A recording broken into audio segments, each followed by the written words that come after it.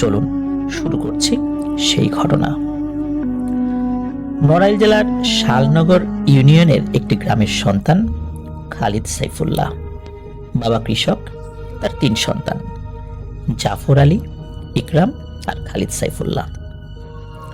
ছোট ছেলে খালিদ সাইফুল্লাহর সাথে 1980 সালের দিকে ঘটে এক ট্র্যাজেডি। ওই সময় সাইফুল্লাহর বয়স 8 বছর। গ্রামের ছোট ছোট বাচ্চারা নদীর সাঁতরে ওপার গিয়ে দুষ্টুমি করে আবার সাঁতরে এপারে চলে আসতো। এটা ছিল তাদের নিত্যদিনের কাজ। হঠাৎ একদিন সাইফুল্লাহ তার বন্ধুদের সাথে একই রকম ভাবে সাঁতার কাটতে থাকে নদীতে। তো নদীতে সাঁতার কাটতে কাটতে সাইফুল্লাহ বরাবরের মতো ওপারে যায়, আবার এপারে আসতে থাকে। বন্ধুরা তার সাথে সাঁতার কাটছিল। বন্ধুরা সাঁতার কেটে চলে আসে এপারে, কিন্তু তারা খালিদ সাইফুল্লাহকে দেখে না। কোথায় গেল? কেউ বলছে ও মনে হয় ওপারে কোনো গ্রামে চলে গেছে হেঁটে হেঁটে। কেউ বলে না, ও তো আমাদের সাথেই ছিল, সাঁতার কাটতে দেখেছি। এভাবে কেউ নিশ্চিত হতে পারে না আদতে সে তাদের সাথে সাঁতার কেটেছিল কিনা। তবে একজন নিশ্চিতভাবে বলে হ্যাঁ, সে সাঁতার কেটেছে। একটা নির্দিষ্ট সময় পর্যন্ত সে তার পাশেই ছিল, তারপরে সে আর খেয়াল করেনি। আসলে ওকে হারিয়ে গেল, ও কখন হারিয়ে গেল এটা কেউ বলতে পারে না। এরপর তার বন্ধুরা তার মা বাবার কাছে এসে বিষয়টি খুলে বলে। তার মা বাবা অনেক খোঁজাখুঁজি করে, কিন্তু না, খালিদ সাইফুল্লাহ ওপারের কোনো গ্রামেও যায়নি। সকলে চিন্তা করে যে নদীতে সে ডুবে গিয়েছে। নদীতে সকলে খোঁজাখুঁজি করে। স্থানীয় যারা ডুবুরি, এই ডুবুরিও নামেন, কিন্তু খালিদ সাইফুল্লাহকে আর খুঁজে পাওয়া যায়নি। সকলে আশা করেছিল হয়তোবা 2-3 দিন পরে হলেও তার লাশটি কোথাও ভেসে উঠবে। তার পরিবারের শোকের মাতম, কিন্তু না, 2-3 দিনেও তার লাশের সন্ধানও পাওয়া গেল না। এরপরে কি মনে করে এক হুজুরের শরণাপন্ন হন এই সাইফুল্লাহর পরিবার। হুজুর সবকিছু শুনে বলেন, আপনাদের চিন্তা করার কোনো কারণ নেই, সাইফুল্লাহ মারা যায়নি, সে জীবিত আছে, সে জিনের কাছে আছে, কিন্তু সে বিপদে নেই, এতটুকু বলতে পারি। কিন্তু ও যে কোথায় আছে এটা বলতে পারবো না, আর ওকে ফেরত আনার সাধ্য আমার নেই। এরপরে খালিদ সাইফুল্লাহর পিতামাতা আরো কয়েকজন ভালো হুজুরের কাছে যান, কিন্তু সকল হুজুর একই ধরনের কথা বলেন। এই ঘটনার 4র্থ দিনের মাথায় এই খালিদ সাইফুল্লাহর বাবা স্বপ্নে দেখেন কেউ একজন বলছে যে জনাব, সাইফুল্লাহ আছে, কিন্তু সাইফুল্লাহকে আমি ফেরত দিতে চাই না। পরের রাতে আবারও স্বপ্নে ওই লোকটি আসে। তিনি বলেন তার বাবাকে স্বপ্নের মধ্যে, সাইফুল্লাহ আমাদের কাছে আছে, জীবিত আছে, ভালো আছে, ওকে এখন আমরা ফেরত দিতে চাই না। ওই দিন রাত্রে ওই স্বপ্নের মধ্যেই খালিদ সাইফুল্লাহর বাবা সালাম দিয়ে স্বপ্নের মধ্যেই ওই লোকের সাথে কথা বলেন। আমার ছেলেকে কেন ফেরত দেবেন না? কি অন্যায় ওর? ও কি কোনো গুরুতর অপরাধ করেছে যে ওকে আপনারা আটকে রেখেছেন? এই বলে উনি স্বপ্নের মধ্যে অনেক কান্নাকাটি করে। এক পর্যায়ে ওই লোকটি বলে ওঠে, না, ওর কোনো অন্যায় নেই। মূলত আমার ছেলে খালিদ সাইফুল্লাহকে খুব পছন্দ করে। আমার ছেলে মানুষের সাথে চলতে চায়, মানুষের সমাজে যেই বিষয়গুলো ঘটে সেগুলো সম্পর্কে তার জানার খুব আগ্রহ, কিন্তু ও তো ছোট, যার কারণে মানুষের সমাজে ওকে পাঠাতে আমরা ভয় পাই। যেহেতু খালিদ সাইফুল্লাহকে ও খুব পছন্দ করত, বন্ধু হিসাবে পেতে চাইতো, এই কারণেই মূলত তার আবদার পূরণ করার জন্য সাইফুল্লাহকে নিয়েছি। সাইফুল্লাহর জন্য আপনারা ভাববেন না, ওর কোনো ক্ষতি হবে না। এক পর্যায়ে ওই লোক বলেন যে আপনার ছেলেকে আমরা ফেরত দিয়ে দিব, কিন্তু শর্ত রয়েছে। শর্ত হলো আপনার ছেলে ফেরত এসে যে বলবে যে তাকে জিনে নিয়ে গিয়েছিল, তাহলে তো সমস্যা হবে। তো এই বিষয়টা জানাজানি হলে তো আপনারাও বেশ মুসিবতে পড়বেন, ও এলাকাতে একটু বাঁকা নজরে সকলের চোখের সামনে থাকবে, বিষয়টি ভালো দেখাবে না। এখন কি করা যায়? এদিকে খালেদ সাইফুল্লাহর বাবা তিনি খুব কান্নাকাটি করতে থাকেন যে আমার ছেলেকে আপনি ফেরত দিন, আপনি বলেন আপনি আমার কাছে কি চান। আমি গরিব মানুষ, আমার সাধ্যে যা কুলায় আমি সেটা দিয়ে আপনাকে সন্তুষ্ট করার চেষ্টা করবো ইনশাল্লাহ, কিন্তু আমার ছেলেকে ফেরত দিন। তখন ওই লোকটি বলে, আপনার ছেলেকে আমি ফেরত দিয়ে দিব, আপনার ছেলে আপনার বাড়িতে চলে যাবে, কিন্তু এই যে ব্যাপারগুলো হয়েছে সে জিনেদের কাছে ছিল, এটা সে কাউকে জানাতে পারবে না এবং আপনারাও কাউকে বলবেন না। আপনারা বলবেন যে সে তার আত্মীয় বাড়িতে বেড়াতে গিয়েছিল, রাগারাগি করে চলে গিয়েছিল, বা মন খারাপ করে চলে গিয়েছিল, বা দুষ্টুমি করে চলে গিয়েছিল, কোনো একটা বলে দিবেন। আর আমার যে ছেলে যে খালেদ সাইফুল্লাহকে পছন্দ করে, সেও আপনার এই ছেলের সাথে যাবে। বলবেন এটা খালেদ সাইফুল্লাহর খালাতো ভাই। আপনার ছেলে এবং আমার ছেলে আগামীকাল আপনাদের বাড়িতে পৌঁছে যাবে। তবে শুরুতে আমরা চেষ্টা করব আপনার ছেলেকেই দেওয়ার, এর কয়েকদিন পরে আমার ছেলেকে দিয়ে আসবো। আমার ছেলে যতদিন থাকবে ততদিন তাকে আপনাদের কাছে রাখতে হবে। এদিকে খালেদ সাইফুল্লাহর বাবা এই কথা শুনে বলেন যে জনাব, আমি তো গরিব মানুষ, আমি কাঠুরিয়া, গাছ কেটে খাই, আমি আমার সন্তানদেরই খাওয়াতে পারি না দুবেলা দুমুঠো। একজন মানুষ যদি বেড়ে যায় আমি তাকে খাওয়াতে পারবো, কিন্তু এ তো মানুষ নয়, ওর আদর আপ্যায়ন করার মতো ক্ষমতা তো আল্লাহ আমাকে দেননি। আমি কিভাবে কি করব, কি খাওয়াবো, কোথায় রাখবো, তখন আপনারা তো আমার উপর ক্ষিপ্ত হবেন। তখন ওই লোকটি বলে, ওই চিন্তা আপনাকে না করলেও চলবে, আমার ছেলের খরচ এবং আপনাদের পরিবারের সকল খরচ আমি বহন করব, শুধু আমার ছেলে যতদিন মানুষের সাথে থাকতে চায় ততদিন রাখতে হবে, আবার ও যখন চলে যেতে চায় ও চলে যাবে। তখন খালিদ সাইফুল্লাহর বাবা ওই শর্তে রাজি হয়ে যান। সত্যি পরবর্তী দিন সাইফুল্লাহ চলে আসে, সবাই তো অবাক, সবাই জিজ্ঞেস করে, এই তুমি কোথায় ছিলা? সাইফুল্লাহ বলে যে আমাকে জিনেরা নিয়ে গিয়েছিল, আবার দিয়ে গেছে, বেশি কিছু জানি না। এখন তার বাবা কিন্তু আবার পরবর্তী বলে, এই খবরদারি কথা বলা যাবে না, সবাই তো তোমাকে পাগল বলবে। তখন আবার ওর বক্তব্য চেঞ্জ করে, ছোট মানুষ তো আসলে ওভাবে এই প্যাচের ব্যাপারগুলো সে ধরতে পারেনি। খালিদ সাইফুল্লাহ ফেরত আসার 2-3 দিন পরে সাইফুল্লাহর সাথে যেই জিনের ছেলের সাক্ষাৎ হয়েছিল তাদের দেশে বা তাদের জগতে, এই ছেলেটিও এক রাত্রে এসে ডাক দেয়, সাইফুল্লাহ ও সাইফুল্লাহ। যেহেতু খালিদ সাইফুল্লাহর বাবা এবং সাইফুল্লাহ জানতো ব্যাপারটা, তারা দরজা খুলে দেয়, দেখে ওই ছেলেটি চলে এসেছে, তাকে বাড়িতে ঢুকায়। খালিদ সাইফুল্লাহ তখন ক্লাস 2-তে পড়তো। জিনের ছেলেকে খালাতো ভাই পরিচয় দিয়ে একই ক্লাসে ভর্তি করানো হয়, নাম ঠিকানা দেয়া হয়। তখনকার সময় তো এত যাচাই বাছাই চলতো না।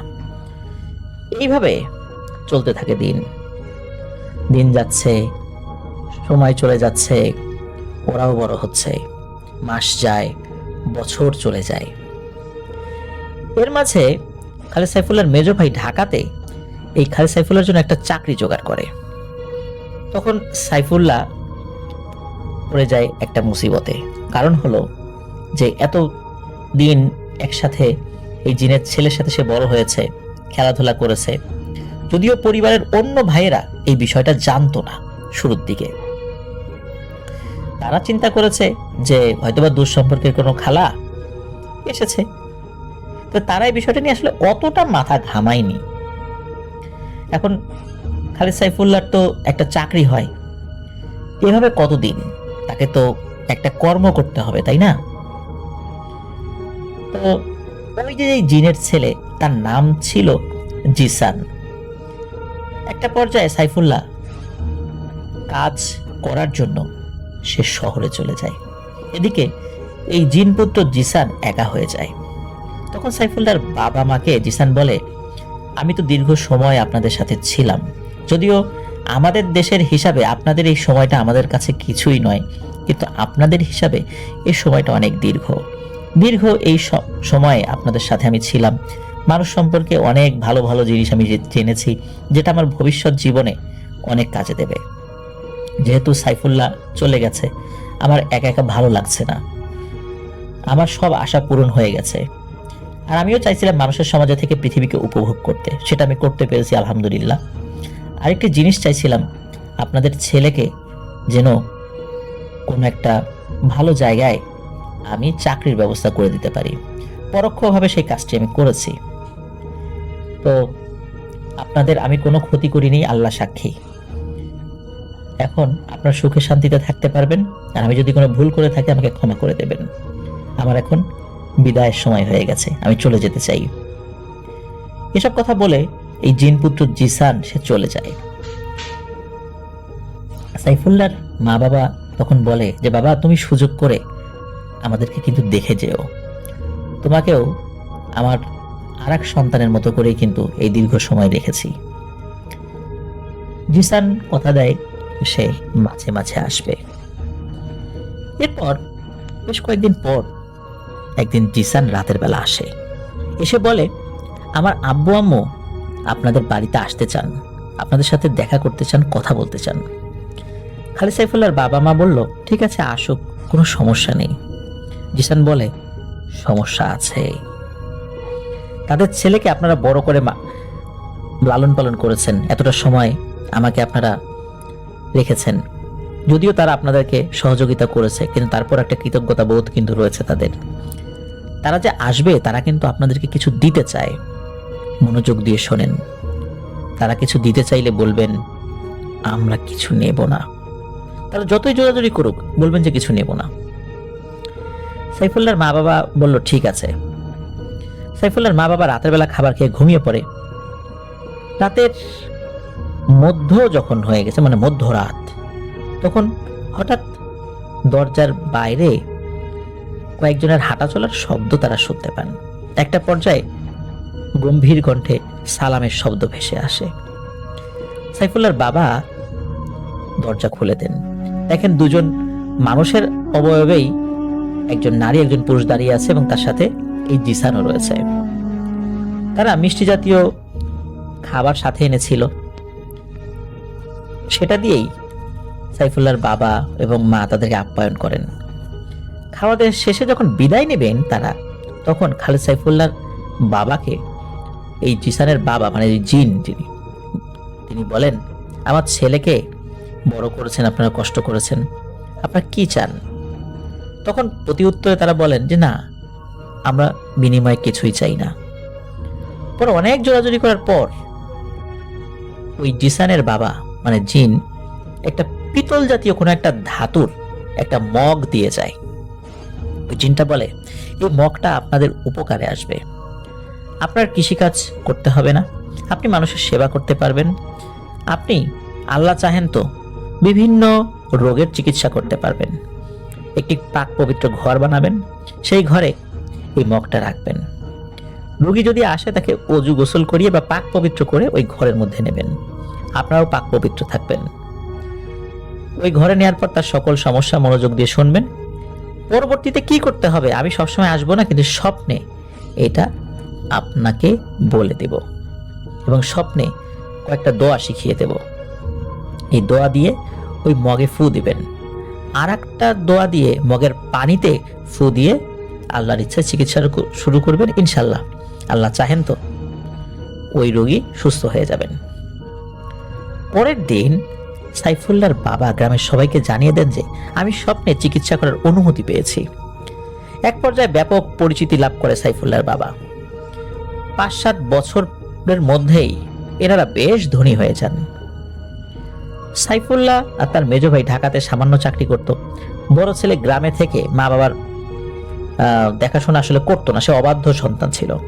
বখাটা ছেলেদের সাথে মিশে সেও অন্য ধরনের হয়ে গিয়েছিল, কথাবার্তা শুনতো না, আর তেমন কোনো কাজ বাজ করার কথা বললে সে মেনেও নিত না। তার বাবা যে ধনী হয়ে যাচ্ছে এটা তার সহ্য হচ্ছিল না, অথচ তারই বাবা, সে ধনী হলে তো তারই উপকার। উল্টো কিভাবে বাবার ক্ষতি করা যায়, বাবা টাকা চাইলে তাকে টাকা দেয় না, এই চিন্তা করে কিভাবে ক্ষতি করা যায় এই পায় তারা ভাসতে থাকে। খালিদ সাইফুল্লাহ দুটো বোন ছিল, তাদের কিন্তু বিয়ে হয়ে গিয়েছিল। এক বোনের নাম ছিল যমুনা। যমুনাকে বিয়ে দিয়েছিল পাশের নোয়াগ্রাম ইউনিয়নে। এক বিকেলে খবর আসে যমুনা অসুস্থ, প্রেগনেন্সির ব্যথা উঠেছে। খবর পাঠানো হয় যে এই যমুনার মা বাবা যেন, মানে খালিদ সাইফুল্লাহর মা বাবা যেন যমুনাকে তাদের বাড়িতে নিয়ে যান। একটা শর্ত ছিল যে এই যে মগ, এই মগটা এই জায়গা থেকে কোথাও নেওয়া যাবে না। কিন্তু এটা ভুলে গিয়েছিলেন তারা, বিশেষ করে খালিদ সাইফুল্লাহর বাবা একদমই ভুলে গিয়েছিলেন। তখন খালিদ সাইফুল্লাহর বাবা চিন্তা করলেন, যেহেতু আমরা হাজব্যান্ড ওয়াইফ দুজন এখন গিয়ে রাতে থেকে সকালে যমুনাকে নিয়ে চলে আসব, তো থাকুক না, এই মগটা এখানেই থাকুক, এরকম তারা চিন্তা করেছে। আর যেহেতু এটা নিতে নিষেধ ছিল, ভুলে গিয়ে থাকলেও তিনি কোনো কারণে হয়তো সাথে নেননি। তো যাই হোক, তারা তার মেয়ের বাড়ির দিকে রওনা দেন, বাড়িতে পৌঁছেও যান, সকালে ফিরবে এটা সিদ্ধান্ত নেন। এর মাঝে ঘটে যায় ভয়ঙ্কর এক ঘটনা। মাঝ রাতে সেই ঘরটি, যে ঘরের মধ্যে মগটা রাখা হয়েছিল, এই ঘরটি ভেঙে চুরে লণ্ডভণ্ড হয়ে যায়। চারদিক থেকে সবাই দেখছে, কিন্তু কেউ সাহস করে আগাতে পারেনি। অলৌকিকভাবে নিমেষেই সব শেষ হয়ে যায়। পরের দিন সকালে খালিদ সাইফুল্লাহর মা বাবা ও বোন এসে দেখে সব তছনছ। এখানে যে কোনো ঘর ছিল তার কোনো অস্তিত্বই নেই। মগটা দেওয়ার সময় ওই জিনটি বলেছিল, সাবধান, এটা কিন্তু আমার খুব ভালোবাসার একটা জিনিস, আমার খুব যত্নের একটা জিনিস, আমি উত্তরাধিকার সূত্রে এটা পেয়েছি, এটা যত্নে রাখা কিন্তু তোমার দায়িত্ব। এটার কোনো ক্ষতি হয়ে গেলে আমি নিজের ইচ্ছায় তোমাকে কিছু করব না, কিন্তু তোমাদের এমনিতেই বড় ক্ষতি হয়ে যাবে, যেটা আমি এই ক্ষতি না করলেও এই ক্ষতি থামাতে পারবো না। যেই কথা সেই কাজ। এদিকে কি হয়, এর মাঝে যমুনা একটি মৃত পুত্র সন্তান হয়, চারদিকে শোকের ছায়া। এদিক থেকে খালিদ সাইফুল্লাহর বাবা অনেক চিন্তায় পড়ে যায়, কে বা কারা এমন করলো, কেন করলো এই কাজ, ওই মগটা কোথায় গেল। বারবার জিনদের কথা মনে পড়ে, তারা কি ক্ষতি করবে, এরকম একটা ঘটনা ঘটে গেল, কিন্তু তারা তো আমার কাছে আসছে না। এই ঘটনারও কোনো রহস্য উদ্ঘাটন করা যাচ্ছে না, ঘটনাটা কি হলো। 3 দিন পর খবর আসে খালিদ সাইফুল্লাহ ঢাকাতে অনেক অসুস্থ, মৃত্যু পথযাত্রী, দ্রুত তাকে বাড়িতে নিয়ে আসা হচ্ছে, এরকম একটা চিঠি লিখে তার মেজো ভাই। তখন আরো চিন্তায় পড়ে যান খালিদ সাইফুল্লাহর বাবা। 4র্থ দিনের মাথায় কোনো কারণ ছাড়াই বাড়ির পাশের বড় গাব গাছের সাথে আত্মহত্যা করে তার বড় ছেলে। মূলত এই বড় ছেলেই ছিল সেই খারাপ ছেলেটা, যে ছিল অবাধ্য। চারদিকে বিপদ নেমে আসে। 6 দিনের মাথায় খালিদ সাইফুল্লাহর বাবার স্বপ্নে আসেন সেই জিন। জিন তাকে বলে, তোমাকে বলেছিলাম মগটা সাবধানে রাখতে পারোনি, কত বড় ক্ষতি হয়ে গেল দেখো। আমি কিন্তু ক্ষতি করি নাই, এমনিতেই ক্ষতি হয়ে গেছে, আল্লাহ তাআলার তরফ থেকে আসছে এই ক্ষতি। খালিদ সাইফুল্লাহ থাকবে না। তোমার বড় ছেলেকে কিন্তু আমরা কিছু করি নাই, ওর পাপের শাস্তি পেয়েছে। আর তুমি যে ভুল করেছো, এই জন্য তোমার মেয়ের মৃত সন্তান হয়েছে, আর খালিদ সাইফুল্লাহ বাঁচবে কিনা জানি না। এরপর 3 দিনের মাথায় বিকেলবেলা ভ্যানে করে একই গ্রামের রফিক নামে একটা ছেলে আসে। ভ্যানে শোয়া অবস্থায় রফিক মাফ চায়। খালিদ সাইফুল্লাহর বাবাকে বলে, কাকা আমাকে মাফ করে দেন। খালিদ সাইফুল্লাহর বাবা বলেন, বাবা আমার তো কিছু করার নাই, সেই মগটা তো এখন আর আমার কাছে নাই, ডাক্তার চিকিৎসা করতাম, আমি কিভাবে তোমার চিকিৎসা করব, তোমার জন্য আল্লাহর কাছে দোয়া করা ছাড়া তো আমার কোনো উপায় নাই। তখন রফিক বলেন, চাচা আপনাকে একটা কথা বলতে আসছি, আমি এই জন্যই মাপ চাইতে আসছি। আপনার উন্নতি দেখে আপনার বড় ছেলে আমাকে নিয়ে প্ল্যান করে যে মগটা চুরি করবে, এবং এই অনুযায়ী মগটা চুরি করে বিক্রি করে দেওয়ার জন্য মগটা আমি আমার ঘরের শোকেসের ড্রয়ারে রেখেছিলাম। রাতের বেলা আমরা দুজনে মিলে এটা চুরি করেছিলাম, কিন্তু মগটা আমার কাছে ছিল। পরের দিন যখন শুনি আপনার এই ঘরটা তছনছ হয়ে গেছে, এটা দেখে আমরা দুজনেই অনেক ভয় পেয়ে যাই। মগটা দিয়ে দেওয়ার জন্য দ্রুত বাসায় গিয়ে আমি মগটার খোঁজ করি, যে এখানে এসে আমি মগটা রেখে যাব। গিয়ে দেখি মগটা ওখানে নেই। তখন আমরা অনেক ভয় পেয়ে যাই। ঘটনা কেউ যাতে জানতে না পারে তাই কাউকে কিছু জানাইনি। যখন আপনার চারদিকে এত বিপদ, তখন আমিও ভয় পেয়ে গেছি, আর আমি আস্তে আস্তে প্যারালাইজড হয়ে এই অল্প সময়ের মধ্যে ঘরে পড়ে গেছি। আপনি আমাকে যদি মাফ না করেন, আমি এর থেকে মুক্তি পাবো না। রফিক অনেক কান্নাকাটি করে। তখন সাইফুল্লাহর বাবা বলে, বাবা তোমরা যে ভুল করেছো তো আসলে মাফ হয় না, আমার হাতে মাফের সেই অপশনটা নেই, দেখি জিনেদের বলে দেখি মাপ পাওয়া যায় কিনা। তবে আমার যদি হক তোমরা কোনোটা নষ্ট করো আমি ক্ষমা করে দিলাম, কিন্তু জিনেদের হক যদি নষ্ট করো এই ক্ষমা করার এখতিয়ার তো ওদের আছে, আমার নাই। এর মাঝে সাইফুল্লাহকে অনেক জায়গায় চিকিৎসা করানো হয়েছিল, কিন্তু কোনো উন্নতি হয় না, হাঁটাচলা ঠিক মতো করতে পারে না। আস্তে আস্তে সে মৃত্যু পথযাত্রী হয়ে যায়। 15 দিনের মাথায় স্বপ্নে সেই জিন আসে। তখন সাইফুল্লাহর বাবা কান্নাকাটি করে বলেন, সাইফুল্লাহর তো আসলে কোনো দোষ নেই, বড় ছেলে পাপের শাস্তি পেয়েছে। আমি জানলে মগটা রেখে কোথাও যেতাম না। কেউ যে আমার ক্ষতি করবে এবং সেটা যে আমারই ঘরের কেউ করবে এটাও তো কখনো কল্পনাও করতে পারিনি। যা হয়েছে অজান্তেই হয়েছে, জানা থাকলে কেউ কি এই কাজ করে? আমি কখনোই আমার মেয়ের বাসায় যেতাম না, আমাকে ক্ষমা করে দেন। আপনার মগ আপনার কাছে রেখে দেন, আমার সন্তানকে ভালো করে দেন, এর বিনিময়ে কিছুই চাই না। রফিকুর ভুল স্বীকার করেছে, তাই ওকেও ক্ষমা করে দেন। পরবর্তীতে ওই জিনটি বলে, মগ দেওয়ার সময় বলেছিলাম মগটার কিছু হলে আমার অজান্তেই ক্ষতি হয়ে যাবে, যা হয়েছে হয়েছে, যেহেতু আপনি অনুতপ্ত হয়েছেন আমার তরফ থেকে আমি মাফ করে দিলাম, কিন্তু যারা মগের ক্ষতি করেছে তাদেরকে তো আমি ছাড়তে পারবো না, কারণ এই মগ হারানোর কারণে আমারও ক্ষতি হয়েছে, তাদের পাপের শাস্তি তো তাদেরকে পেতেই হবে। রফিককে ওইভাবেই জীবনযাপন করতে হবে। প্রিয় লিসেনার্স, রফিক এখনো নাকি ওভাবেই জীবনযাপন করছে। অনেক চিকিৎসা করা হয়েছে কিন্তু কাজ হয়নি। এখন লাঠি দিয়ে সামান্য দূর পর্যন্ত চলাফেরা করতে পারে রফিক। সাইফুল্লাহরা যতদূর পর্যন্ত ধনী হয়েছিল আস্তে আস্তে তাদের সম্পদ কমতে থাকে। সাইফুল্লাহ সুস্থ হয়ে যায়। সাইফুল্লাহ ও তার মেজ ভাই ঢাকার ওই চাকরি দিয়ে কোনোভাবে জীবনযাপন করছিল, তারা আবার পূর্বের ন্যায় গরিব হয়ে যায়। সাইফুল্লাহর বাবা বার্ধক্যের কারণে মারা যান। সাইফুল্লাহ বিয়ে শাদী করে। অলৌকিক ঘটনার মতো সাইফুল্লাহর যে পরিবার, বিশেষ করে তার মা, তার ভাইরা যেদিকেই বাড়ি বানাতো প্রতি বছর ওই দিকটাতেই নদী ভাঙন হতো। আর আগের জমি জমা বিক্রি করে খেতে খেতে আর তাদের জমি জমাও ছিল না, তাই অন্য মানুষের জমিতে ঘর বানিয়ে থাকতো। এক জায়গায় 2 বছর বেশি থাকতে পারে না। এলাকার মানুষ তাদের উপর খুব বিরক্ত হয়ে যেত। এক পর্যায়ে গ্রামবাসী সিদ্ধান্ত নিয়ে জানায়, তোমাদের এখানে রাখা যাবে না, এইভাবে মানুষের জমি জমা নষ্ট করবা কতদিন?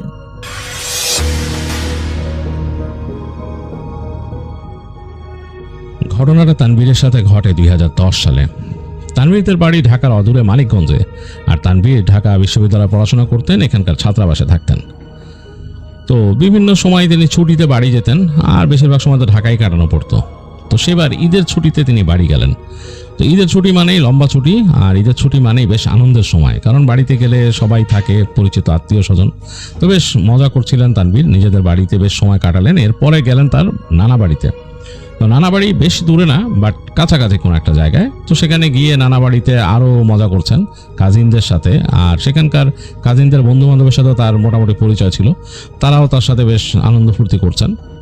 তো যেটা করতেন তার নানা বাড়িটা ছিল নদীর কাছে, নদীর একদম কোল ঘেঁষে। তো যেখান থেকে তারা হেঁটে হেঁটে চলে যেতেন সামনে, গিয়ে সেখানে যে ঘাট ছিল, ঘাট থেকে নদী পার হতেন। নদী পার হয়ে ওই পারে গিয়ে সেইখানকার যে বাজার ছিল সেই বাজারে তাদের আড্ডা জমতো কাজিনদের সাথে, কাজিনদের বন্ধুদের। তো তানভীরও সেখানে যেতেন। আর যেহেতু ঈদের পরবর্তী সময়, ওই সময়টা বেশ মানে জমজমাট সেখানে, কারণ অনেকেই আসছেন ঢাকা থেকে বা বিভিন্ন শহর থেকে আসছেন তাদের এখানে, যারা দূরে থাকেন। তো তাদের সাথে বেশ একটা ভালো বন্ড তৈরি হয়। তো তানভীর বেশ ভালোই সময় কাটাচ্ছিলেন, এরকম প্রায় আড্ডা দিতেন। তো একদিন এরকম গিয়েছেন তিনি দুপুরের পরে বিকেলে, তিনি আর তার কাজিন, তানভীর আর তার কাজিন দুজনে সেখানে আড্ডা দিতে আর কি বাজারে। তো আড্ডা দিলেন বেশ অনেকক্ষণ সময়। আড্ডা দিয়ে তারপরে গল্প গুজব করছেন। তো হাঁটতে হাঁটতে তার কাজিনের সাথে এক সময় সেখান থেকে সামনে চলে আসলেন। তো আস্তে আস্তে দেখছেন যে সেই বাজারের শেষ প্রান্তে যে রাস্তাটা, এটা সোজা চলে গেছে, আর তার পাশে রাস্তা নেমে গেছে দূরে চিমনি, সেই ইট ভাটা ছিল সেখানকার, সেই ইট ভাটার চিমনি। তো তানভীর দেখতেছে যে ওখানে কয়েকটা চিমনি আছে বেশ পুরনো, সেগুলো মনে হয় না এখন ব্যবহার হয়, আর কয়েকটা মনে হয় যে ব্যবহার হয়েছে, আজকেও সেখানে কাজ হয়েছে। এখন অবশ্য ধোঁয়া উঠতেছে না, হালকা হালকা ধোঁয়া আছে ওখানে। তো তার কাজিনকে সে বললো যে ইট ভাটা এটা কোনটা? বলে যে এটা ওই আগে ছোটবেলায় আমরা আসছি না, মনে নেই, তোরে নিয়ে আসছি তো ছোটবেলায়, তখন তার স্কুলে পড়তো। বলো আচ্ছা আচ্ছা আচ্ছা, তখন তারও বড় ছিল, কয় যে এখন এত বড় না, এক্সাইটেডটা বন্ধ হয়ে গেছে। কি জন্য? এইটা অমুকের ছিল, তাদের গ্রামের একজন বেশ প্রভাবশালী ব্যক্তি, বলে ওনার ছিল, তো ওইখানে অনেক রকম অকারেন্স হয়েছে, অনেক কিছু উনি করতে উল্টাপাল্টা, এবং তার এই কারণে বন্ধ করে দিছে পরে একেবারে, মানে আইন আইন আইন প্রণয়নকারী সংস্থারা এসে একদম ওটা সিলগালা করে দিছে, ওই জায়গায় আর কিছু হয় না। তো পাশের ভাটা এখনো আছে, ওইটা চলে, ওইটা আরেকজনের। তো তখন তানভীর বললো যে আচ্ছা চল যাই দেখি কি অবস্থা, অনেকদিন তো এই জায়গায় যাই না, বেশ মজাই লাগতো। তো কাজিন বলে যাবি, জায়গাটা ভালো না। তো তানভীর তখন বলে কেন, কি সমস্যা, এর মানে কি ভালো না মানে কি? মানুষজন যায় না, বুঝছ না, ওই পাশের ভাটা তো পড়ে দিছে অনেকদিন ধরে, ওই জায়গাটা একদম আর অনেক অকারেন্স হয়েছিল, তো ওইখানে অনেক উল্টাপাল্টা কাজ কারবার করছিলেন উনি, এই জন্য বন্ধ করে দিছে এটা, ওইদিকে লেগে যায় না মানুষ। আর এই যে এই পাশে চালু ভিটা, এটাও তো এখন তো বন্ধ হয়ে গেছে, এখন তো মানুষ নাই, কাজকর্ম সে দেওয়াস না, বেলা পড়ে গেছে একদম। তো তানভীর বলে আরে চল হাইটে আসি, সুন্দর লাগে। আমি যে ছোটকালে গেছিলাম, আমার কাছে কেমন জানি মজা লাগছিল, চারিদিকে ইটের স্তূপ করা, অনেক জায়গায় এরকম মাটি দিয়া ব্লক বানায় রাখছে, খুব সুন্দর। তো তার কাজিন বলে মানে অনিচ্ছা সত্ত্বেও তানভীরের সাথে হেঁটে যায়। তো তারা দুজন গল্প করতে করতে হাঁটতে নামতেছে, তাদের বন্ধুরা কিন্তু তখনও ওই যে চায়ের দোকান ওখানে আছে আর কি, তারা দুজন হেঁটে নামতেছে। তো নামতে তারা একদম সোজা চলে আসলো। তানভীর দেখতেছে যে এই জায়গায় যেখানে ইট ভাটা এখনো আছে, সেইখানে এখনো ইটের স্তূপ রাখা, বিভিন্ন রকমের ইট, মানে এগুলা বানায় জমায় রাখে, বুঝতেছে যেগুলো ইট। আর সোজা চলে গেছে এরকম বিভিন্ন স্তূপের পাশ দিয়ে চলে গেছে, মাঝখানে একটা গলির মধ্যে দিয়ে হেঁটে যাচ্ছে সে আর তার কাজিন। এদিকে বেলা পড়ে যাচ্ছে, মানে সূর্যের আলোটা অনেকটাই নেমে আসছে, ওই চিমনির গায়ে হালকা লেগে কেমন জানি একটা লালচে আলো পড়ছে। আর ওই পাশে যে পুরনো ভাটা আছে, সেটা চিমনিগুলো কালচে কেমন জানি হয়ে গেছে, দেখেই বোঝা যাচ্ছে যে এটার মানে ব্যবহার হয় না, বোঝাই যাচ্ছে এখান থেকে। তো যাই হোক, হাঁটতে আরও সামনে চলে আসলো, অনেক ইটের স্তূপ। এক জায়গায় যেয়ে দেখলো যে ওই ইট শুকানোর জন্য প্রথমে মনে হয় মাটি দিয়ে এরকম ব্লক বানায় সাজায় রাখে আর কি, সেগুলো বাসে এরকম ঠেলা গাড়ির মতো আছে, রাখা আছে। তো ওগুলো দেখতে তানভীর হাঁটতেছে, বললো যে এগুলা অনেকদিন দেখি না রে, অনেকদিন দেখি না, ছোটবেলায় দেখছি, অনেকদিন পরে আসলাম। তো হাঁটতে সামনের দিকে যাচ্ছে, আলো কিন্তু কমে যাচ্ছে। এদিক দিয়ে আবার নদীর পানি হালকা দেখা যায়, মানে চিকচিক করতেছে এই পড়ন্ত সূর্যের আলোয়। তো তার কাজিন বলতে চাই তুই ওদিক কই যাস হাইটা? তানভীর হেঁটে যাচ্ছিল মানে ওই যে পুরনো যে ইট ভাটাটা ওইটার কাছে। তার সে বলছে আরে আমি ওদিক যাইতেছি, একটু দেখি না পুরান ভাটাটা, দেখি কি অবস্থা। তো তার কাজিন তারে বলছিল আরে না, এই মানে তাকে মানা করতেছে, এর মাঝে তার ফোন আসছে তার কাজিনের। তো তার কাজিন ফোন বের করে ধরে কথা বলতেছে, আর এর মধ্যে তানভীর হাঁটতে সে সামনে চলে গেল। তো সে দেখতেছে যে যেখানে যে ইট বিছায় রাখছে এই জায়গাটা, এই পাশে কিন্তু ওই যে মানে যেগুলো ব্লক করে রাখছে, সেই জায়গার পাশ দিয়ে এরকম আরো কিছু ইটের স্তূপ আছে, তার পাশ দিয়ে সে বের হয়ে গেল। ওই পাশে দেখতেছে খোলা বড় বড় ঘাস জমে আছে। তো ওখানে কয়েক সেকেন্ড দাঁড়াইলো তানভীর, চিন্তা করলো আরে এখানে দাঁড়ায় থেকে তো কেমন জানি, মানে এত বড় বড় ঘাস হয়ে গেছে। তারপর চিন্তা করলো আরে যাই না, সামনে যাই দেখি, ছোটবেলায় তো দেখছি ওইখানেও মানে কাজ হয়, কি সুন্দর ছিল। তো সে হাঁটা ধরলো, আর তার কাছে একটু কেমন জানি লাগে, তানভীরের কাছে আসলে এই ধরনের পুরানো জিনিস বা এইরকম কোনো স্থাপনা পড়ে আছে দেখতে বেশ ভালো লাগতো তানভীরের কাছে, মানে সে খুব ইন্টারেস্ট ফিল করতো এগুলোতে। যাই হোক, সে হেঁটে যাচ্ছে ওই দিক দিয়ে, মানে একটা ছোট এরকম রাস্তার মতো। এইখানে আর কোনো ইটের স্তূপ নাই, কিছু নাই। তবে সামনে যেয়ে দেখলো কয়েকটা পুরনো স্তূপ আছে ইটের, সেগুলোর মধ্যে দিয়ে আবার শ্যাওলা মানে তারপর গজায় গেছে, ওই যে ছোট ছোট এরকম আগাছার মতো বের হয়ে গেছে, এবং ইটগুলো পুরান হয়ে গেছে, মানে এই ইটগুলা কেউ নেয় নাই কোনো কারণে, পড়ে আছে। বেশ বড় না, বাট বেশ কিছু ইটের এরকম স্তূপ, এগুলো পুরান হয়ে গেছে। তো হাঁটতে সামনে গেল, দেখলো যে ভাঙা ইট মানে যে আদলা এগুলো পড়ে আছে, সেগুলোর মধ্যে শ্যাওলা টাওলা হওয়া। তো হাঁটতে সে সামনে যেয়ে দেখতেছে যে দূরে সেই একটা এরকম ঘর দেখা যাচ্ছে, এরকম কালো ঘর। এইটা সম্ভবত এইখান থেকেই মানে সব কার্যক্রম পরিচালনা করা হয়, তার সামনেই মনে হয় ভাটাটা। তো সে দেখে চিন্তা করলো যে যাই আমি একটু দেখে আসি। এদিকে কিন্তু সূর্যের আলো একদম পড়ে গেছে এদিকে। তো তানভীর হাঁটতে ওই জায়গাটা চলে গেল, ঘরটার কাছে। বোঝা গেল যে এইখানে কার্যক্রম হইতো, কাজ টাজ হইতো। সে হাঁটতে সামনে যে ওখানে ভাটা মানে এরকম মানে যে জায়গাটার মধ্যে ইট মানে পোড়ানো হয়, সাজা রাখা হয়, ভাটার জায়গাটায় চলে গেল। তো ভাটার কাছে আসতে সে হঠাৎ করে দেখলো ওখানে একটা ছাউনির নিচে একটা মেয়ে দাঁড়ানো। মেয়েটা লাল একটা শাড়ি পরা, মানে লাল রঙের একটা শাড়ি পরা, মাথার মধ্যে ঘোমটা টেনে রাখছে, এবং তার চোখ দেখা যাচ্ছে, ঘোমটা যে টানছে সে এরকম সামনে নিয়ে আসছে, তার চোখ দুটো দেখা যাচ্ছে। চোখ দুটো কেমন জানি একটু ঘোলাটে, আর এই যে পড়ন্ত সূর্যের আলোটা এসে তির্যকভাবে পড়ছে ওই ছাউনির উপরে, সেটার থেকে মনে হচ্ছে একটা গ্লেয়ার টাইপের কিছু চোখে এসে পড়ছে। চোখটা মনে হচ্ছে চমকাচ্ছে, একটা সবুজাব চোখ, এবং টানা কাজল দেয়া, বেশ লম্বা চোখ, মানে ডাগর চোখ। তানভীরের জানি কেমন জানি ঝিম লেগে উঠলো, চোখগুলো দেখে সে অনেকটা সম্মোহিতর মতো হয়ে গেছে। সে কয়েক সেকেন্ড তাকাই ছিল মেয়েটার দিকে, মুখটা তো দেখা যাচ্ছে না, মুখটা ঢেকে রাখছে মেয়েটা। তো তানভীর কিছু বলতেও পারতেছে না, সে আস্তে আস্তে এগিয়ে যাচ্ছে সামনে। সে যখন আরো কয়েক পা এগিয়ে গেছে তখন মেয়েটা হঠাৎ করে ঘুরে হাঁটা দিল, হেঁটে সে ওই যে ছাউনি ধরে পেছনে ওই ভাটার কাছে চলে গেল, মানে ভাটার পেছন দিকে হেঁটে চলে যাচ্ছে। ওই জায়গাটা অন্ধকার, ওখানে কিন্তু মানে সূর্যের আলো আর আসতেছে না, ওই জায়গাটা অন্ধকার হয়ে গেছে, একদম ডিপ অন্ধকার। তো তানভীর সেই ভাটার একদম কাছে চলে আসছে, এসে সে মানে চিন্তা করতেছে সে ঢুকবে ভিতরে বা এরকম কিছু, ওই যে যেখানে এরকম ঘর দরজা আছে সে দরজাতে সে ভিতরে ঢুকবে এরকম চিন্তা করতেছে। এই সময় দূর থেকে তার কাজিনের চিৎকার শুনলো, সে বলে এই তুই কই, তুই এখানে নাকি? তো সে তখন আস্তে করে ফিরে তাকায়, দেখতেছে যে তার সে কাজিন ওখানে দাঁড়ায় আছে। তো তানভীর ঘুরে হাঁটা দিল তার কাজিনের দিকে, তার কাজিনও এগোয় আসছে, অনেকটা এগোয় আসছে। এসে বলে তুই এনে কি করতেছিস, ওখানে গেছিস কেন? বলে আরে আমি এখানে আসছি দেখতে, দেখি যে ভাটা এনে পড়ে গেছে সবকিছু অন্যরকম দেখতে, থাকলে ভালোই লাগতেছে, চল ভিতরে যাই একটু দেখি। তো তার কাজিন কয় না না, মাথা খারাপ নাকি ওখানে বেটা, এনে অনেক আজে বাজে বেটা, এই জায়গার পুরো সিল করে দিছিল, কেউ আসে না এখানে, উল্টাপাল্টা অনেক কিছু করছে এখানে। তো সে বলছে যে কি করছে, আরে বেটা বাদ দে চল। তো বলে যে আমি যে এখানে দেখলাম যে একটা মেয়ে ওখানে হাইটা গেল ওই বাড়িতে। কার বেটা তুই কি মেয়ে দেখছস তুই? ওই পাশের ভাটার কেউ যদি ওইখানে আইসা থাকে তাহলে হয়তো আসতে পারে, এদের কারো বাসার যদি কোনো মেয়ে যদি এখানে আইসা থাকে, আর কে এখানে কেন আসবো? আর চল তুই তাড়াতাড়ি এখান থেকে চল। তো হেঁটে তানভীরকে নিয়ে বেরোলো, বের হয়ে তারা হেঁটে হেঁটে যাচ্ছে, ওই পুরা ইট ভাটার ওই পথটা দিয়ে বের হয়ে গেছে। ততক্ষণে সূর্য একেবারেই নেমে গেছে। তানভীরের মাথায় কেন জানি ওই মেয়েটা ঘুরতেছে, মানে এরকম না যে তানভীর কখনো মেয়ে দেখে নাই, মানে এই মেয়েটাকে তার কাছে জানি কেমন ডিফারেন্ট মনে হয়েছে। যাই হোক, সে হাঁটতে হাঁটতে যখন আসলো, এসে তারা যখন ঘাটে আসছে তখন কিন্তু সন্ধ্যা হয়ে গেছে। একেবারে দূরে মানে আকাশের মধ্যে সূর্যের লালিমা লেগে আছে আর পানি ছলাৎ ছলাৎ করতেছে। তো ওইখানে নৌকা, বড় নৌকা, সেখানে মানুষ পার হচ্ছে, অনেকগুলো মানুষ উঠছে, তারা যাবে আর কি, ওই পারে যাবে। তো তানভীর আর তার কাজিন উঠলো, উঠে যে বসছে। তো সে চিন্তা করতেছে অন্ধকারের মধ্যে, মানে অন্ধকার হয়ে গেছে, এর মধ্যে সে চিন্তা করতেছে যে মানে সে কাকে দেখলো, ওইখানে কে ছিল। তো সে তার কাজিনকে আরেকবার জিজ্ঞেস করছে যে ওইখানে কি ওই কোনো কারো থাকার কথা, ওই পাশে বাড়িঘর আছে? তো তার কাজিন বলছে আরে বাড়িঘর মানে কি, ওই পাশে যে ইট ভাটা আছে ওদের মানুষজনের ওখানে হয়তো ঘরটর আছে দু একটা, এরা এখানে আসতে পারে না আসতে পারে, তুই কারে দেখছিস কি বেটা চল বলে তার কাজিন তারা বলে অন্য কথায় চলে গেছে। তার কাজিন অন্য কথা বলতেছে, কাজিন বলতেছে, আর তানভীর অন্য মনস্কভাবে শুনতেছে কাজিনের কথা। নৌকা চলতেছে নদীর উপর দিয়ে, আর সেই আকাশে হালকা লালিমা লেগে আছে আর অন্ধকার চারিদিকে। সেই যে মাঝি, সে একটা হারিকেন জ্বালায় রাখছে মাঝখানে, নৌকার মাঝখানে, আর মানুষজন বসে আছে অনেকে।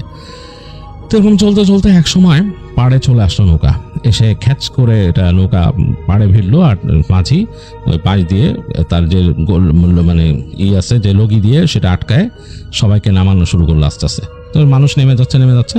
তো তানভীরের কাজিনও নামলো, তানভীরও নামলো। তো তানভীর নেমে যখন নাকি পা দিয়ে উঠে যাচ্ছে, হঠাৎ সে চোখের কোণ দিয়ে দেখলো নৌকার এক পাশে ওই মেয়েটা বসা, ঠিক একইভাবে মাথায় কাপড় দেয়া, আর তাকায় আছে এবং তানভীরের দিকে তাকায় আছে।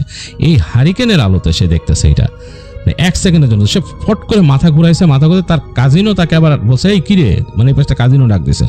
তো সে মাথা ঘুরায় মেয়েটার দিকে কিন্তু একবার দেখছে, মানে এবার দ্বিতীয়বারও সে দেখছে। কাজিন যখন ডাক দিছে কাজিনের দিকে তাকাইলো, তাকায় সে বললো আরে দাঁড়া না, সে নৌকার দিকে আবার তাকাইছে, দেখে মেয়েটা নাই নৌকাতে। তো তানভীরের কাছে একেবারেই মানে জিনিসটা অন্যরকম লাগলো। তো সে তার কাজিনরে বলতেছে আরে আমি ওইখানে দেখছি নৌকার মধ্যে মেয়েটা বসা। তো তার কাজিন বলে তোর মাথা গেছে বেটা, তোর মাথা গেছে, তুই কি না কি দেখছিস, তোর মাথার মধ্যে এগুলো ঘুরতেছে, চল চল বেটা বলে হাঁটা ধরলো। তো বারবার তানভীর কিন্তু পেছন ফিরে দেখতেছিল নৌকাতে, দেখলো যে না, নৌকাতে ওই মেয়েটা নাই, যারা মানুষজন নেমে গেছে। সে চিন্তা করলো আরে এখানকে এসে মেয়েটাকে হেঁটে নেমে চলে গেল কোথাও, আমি তো খেয়াল করি নাই এত দ্রুত কিভাবে গেল এক সেকেন্ডের মধ্যে।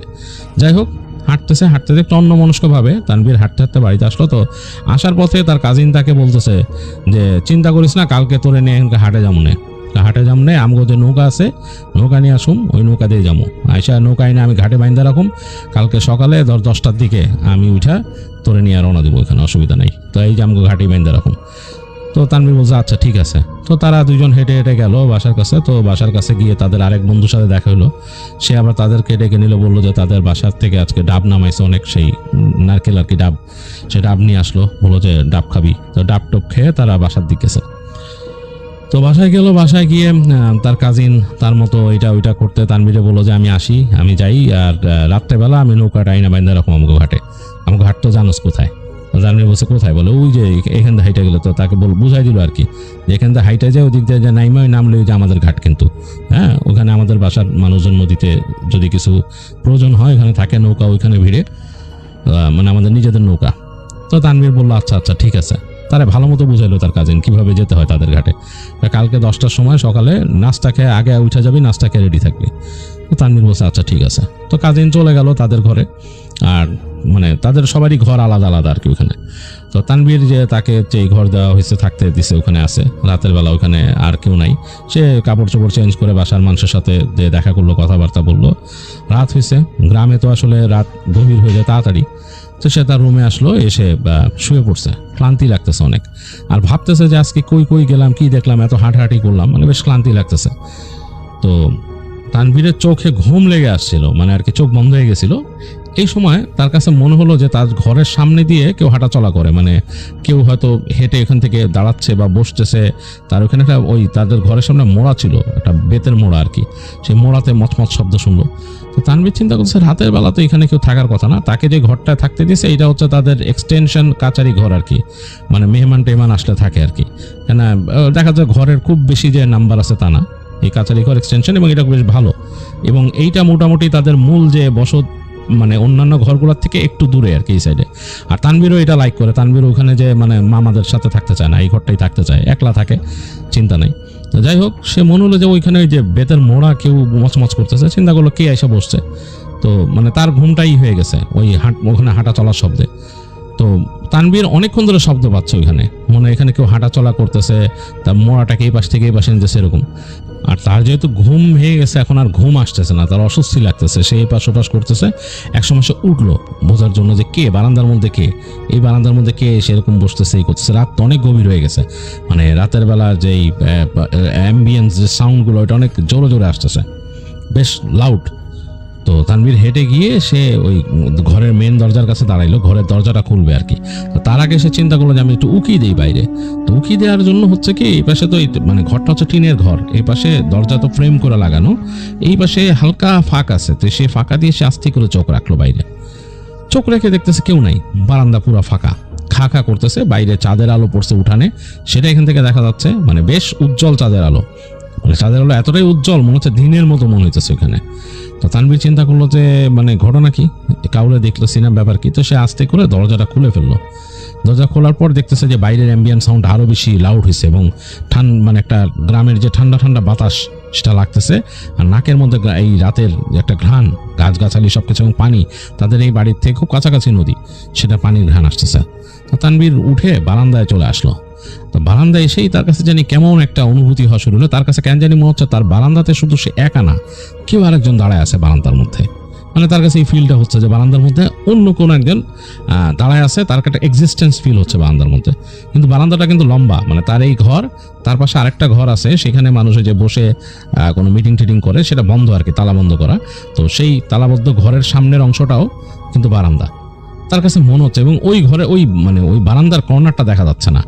তো তানভীর একবার চিন্তা করলো যে আমি যাই ওই মাথায় যেয়ে মানে দেখি ওইখানে কি অবস্থা, কেউ আছে নাকি। তো সে হেঁটে হেঁটে বারান্দার ওই কর্নারে গেল। তো যখন যাচ্ছে ওই পাশে তালাবদ্ধ ঘরটার মধ্যে থেকে তার কাছে মনে হচ্ছে শব্দ হচ্ছে, মনে হচ্ছে কেউ চলাফেরা করতেছে, মানে তার কাছে সে ফিল করতেছে, মানে সে ফিল করতেছে তার আশেপাশে কেউ আছে। তো সে চিন্তা করলো যে এই রুম তো তালাবদ্ধ, এটার ভিতরে তো কারো থাকার কথা না, তালা আছে। তো সে হেঁটে যে ওই দরজার কাছে যে তালাটা ধরে দেখতেছে, হ্যাঁ তালা মারা। এই সময় তার কাছে মনে হলো যে তাদের যে বারান্দার একদম নিচে কেউ একজন আছে। তো সে ফট করে তাকায় দেখতেছে ওই চাঁদের আলোতে সেই যে লাল শাড়ি পরা মেয়েটা দেখছিল, ওই মেয়েটা দাঁড়ায় আছে ওইখানে, এবং ঠিক সেইভাবেই ঘোমটাটা টানা এবং মুখের কাছে সে কাপড় টেনে রাখছে, তার ঠোঁটের কাছ দিয়ে কাপড় টানা, চোখ দুইটা বের হওয়া, কিন্তু চোখটা এই অন্ধকারে দেখা যাচ্ছে না। চাঁদের আলো পড়ছে, তার লাল শাড়িটা জলজল করতেছে, মানে চাঁদের আলোতে কেমন যেন উজ্জ্বল হয়ে আছে। তানভীরের খুব মানে একটা কেমন জানি একটা ভয়ের স্রোত নেমে গেছে শরীর দিয়ে, কারণ সে চিন্তা করলো যে এই রাতের বেলায় একই শাড়ি পরা মেয়ে এখানে কি করতেছে, এবং তার যে ঘর, সেই ঘরের সামনে। তানভীর গলা দিয়ে শব্দ বের করতে চাইছে, দেখ শব্দ বের হচ্ছে না। সে জিজ্ঞেস করতে চাইছিল কে। সে আরেকটু হেঁটে গেছে সামনে, একটু সামনে যখন হেঁটে গেছিল তখন সে একটা হাসির শব্দ শুনলো, খিলখিল হাসি।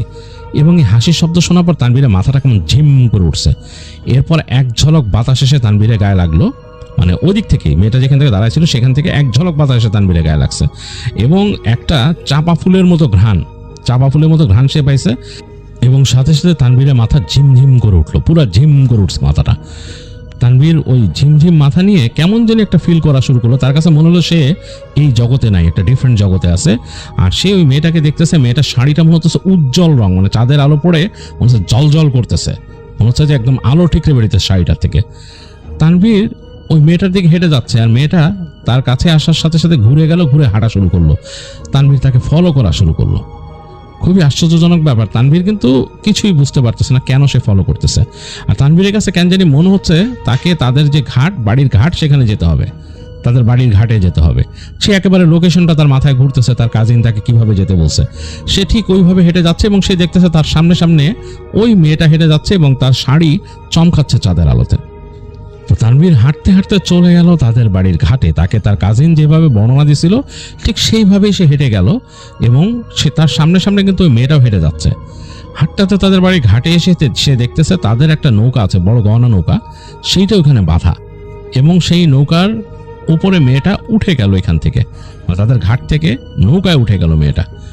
তানভীরও কোনো কথা বলে নৌকায় উঠলো এবং তানভীর নিজেই নিজের অজান্তে সেই নৌকার যে দড়ি সেটা খুলে দিল, এখান থেকে নৌকাতে বাঁধা ছিল সেটাকে সে খুলে দিল এবং স্রোতের টানে নৌকা আস্তে আস্তে বের হয়ে গেল নদীতে। তানভীরের কিন্তু কিছুই মানে মাথায় ঢুকতেছে না। সে দেখতেছে তার নৌকার অপর মাথায়, মানে মাঝখানে কিন্তু ছই আছে, ছইটার ওই পারে ওই মেয়েটা বসে আছে। সে ভালো মতো বুঝতে পারতেছে না, আবছাভাবে দেখতে পাচ্ছে, মানে সে যেহেতু দাঁড়ায় আছে সে দেখতে পাচ্ছে ছইয়ের ওই পারে মেয়েটা যে বসছে, মেয়েটা ছইয়ের ভেতর দিয়ে ওই পারে যে বসছে এবং তানভীর তাকে মোটামুটি মানে আবছাভাবে কিছুটা ছইয়ের জন্য দেখতে পাচ্ছে না, কিছুটা দেখতেছে তার মাথাটা। এবং তানভীর এক পর্যায়ে নিজেই নিজের অজান্তে সে মানে ওইখান থেকে বৈঠাটা নিয়ে নৌকা বাওয়া শুরু করলো। নৌকা চলতেছে এবং তানভীর জানে না সে কোথায় যাচ্ছে, সে নৌকা বাচ্ছে। এখন নৌকা বাইতে বাইতে এক সময় তানভীর খেয়াল করলো যে সে ওই যেই ঘাট থেকে তাদের যে নৌকা নদী পার হয়েছিল সেই ঘাটের কাছে চলে আসছে এবং সে নিজের অজান্তেই নৌকা বাইতে বাইতে একেবারে ঘাটের কাছে নিয়ে আসলো। ঘাটের কাছে এনে তার নৌকা দিয়ে খ্যাচ করে পাড়ে বিঁধল। এখন তানভীর কিন্তু বলে রাখা ভালো, তানভীর কিন্তু নৌকা বাইতে পারে। সে অতীতে অনেকবার নিজের নানা বাড়িতে এসে নৌকা নিয়ে ঘুরছে এদিক ওদিক, সে ভালোই নৌকা বাইতে পারতো। তো নৌকা সেই ওখানকার ঘাটে ঘ্যাচ করে ভিড়ল। ভেড়ার সাথে সাথে তানভীর নিজের অজান্তে নিজের মানে এটা আসলে সে একেবারে নিজের অটো রিফ্লেক্স থেকে করতেছে। সে তার নৌকাটার ভেতরে যে ওই গ্র্যাপেল ছিল সেটা দিয়ে সে ওই পাশে ছুঁড়ে মেরে আটকায় নৌকাটাকে টেন ওই পাশে নিয়ে এসে নৌকাটাকে নিজের মতো ওইখানকার যে ঘাটের যে একটা এরকম খুঁটির মতো আছে খুঁটির সাথে বাঁধলো। বেঁধে সে নেমে তাকায় দেখতেছে যে ওই মেয়েটা হেঁটে যাচ্ছে সামনের দিকে আর সে ওই মেয়েটাকে ফলো করে হাঁটা শুরু করলো। হাঁটতে হাঁটতে তানভীর চলে আসছে কোথায়, সেই যে পুরনো যেই ইট ভাটা ছিল সেই ইট ভাটার ওইখানে। এখানে এসে তানভীরের কাছে মনে হলো তার জগৎটা আরো পরিবর্তিত হয়ে গেল। সে চাঁদের আলোটারে আরো ডিফারেন্ট ভাবে দেখতেছে। তানভীর যে একেবারে মানে নিজের মধ্যে নাই তা না, সে কিন্তু সে বুঝতেছে সে হাঁটতেছে, সে যে ইট ভাটায় আসছে এটা সে বুঝতেছে, কিন্তু তার কাছে মনে হচ্ছে এই জগৎটাই আরেকটা জগৎ, মানে সবকিছু কেমন জানি গ্লো করতেছে, চকচক চকচক করতেছে অন্যরকম। তো সে ইট ভাটায় ঢুকে তার কাছে কেন জানি মনে হচ্ছে যে এটা অন্য একটা জগৎ এবং হেঁটে হেঁটে ওই মেয়েটা হেঁটে যাচ্ছে, সে পেছনে পেছনে হেঁটে যাচ্ছে। হাঁটতে হাঁটতে চলে গেল একেবারে মাঝখানের একটা জায়গায় এবং সেইখানে সে দেখলো অনেকগুলো মানুষ দাঁড়ানো এবং সেই মানুষগুলা ডিফারেন্ট, মানে স্বাভাবিক যে মানুষের যে একটা আচরণ থাকে সেরকম না, তারা কেমন জানি গোল হয়ে দাঁড়ায় আছে এবং মেয়েটা হেঁটে যে ঠিক তাদের মাঝখানে চলে গেল। মেয়েটা ওখানে দাঁড়াইছে, তাকে ঘিরে ওই মানুষগুলো দাঁড়াইছে আর তানভীর আস্তে আস্তে হেঁটে সামনে যাচ্ছে। তার মানে মাথাটা মনে হচ্ছে যে কেমন জানি ঘুরতেছে, তার মানে নর্মাল সেন্সের মধ্যে সে নাই। সে হাঁটতে হাঁটতে একেবারে চলে গেল সেই মানুষগুলোর মাঝখানে।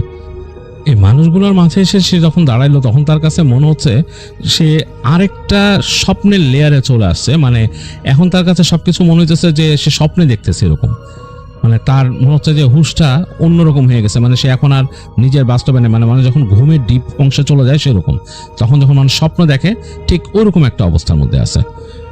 মানুষগুলো হাঁটা শুরু করলো সামনে, তানভীরও তাদের ফলো করে হাঁটতেছে। হাঁটতে হাঁটতে তারা চলে গেল। তানভীর দেখতেছে ধোঁয়া ভাবে এবং মানে প্রত্যেকটা জিনিসের মানে বর্ডার লাইন হচ্ছে উজ্জ্বল, মানে যে কোনো জিনিসের প্রান্ত হচ্ছে উজ্জ্বল আর বাকিগুলো ধোঁয়া টাইপের।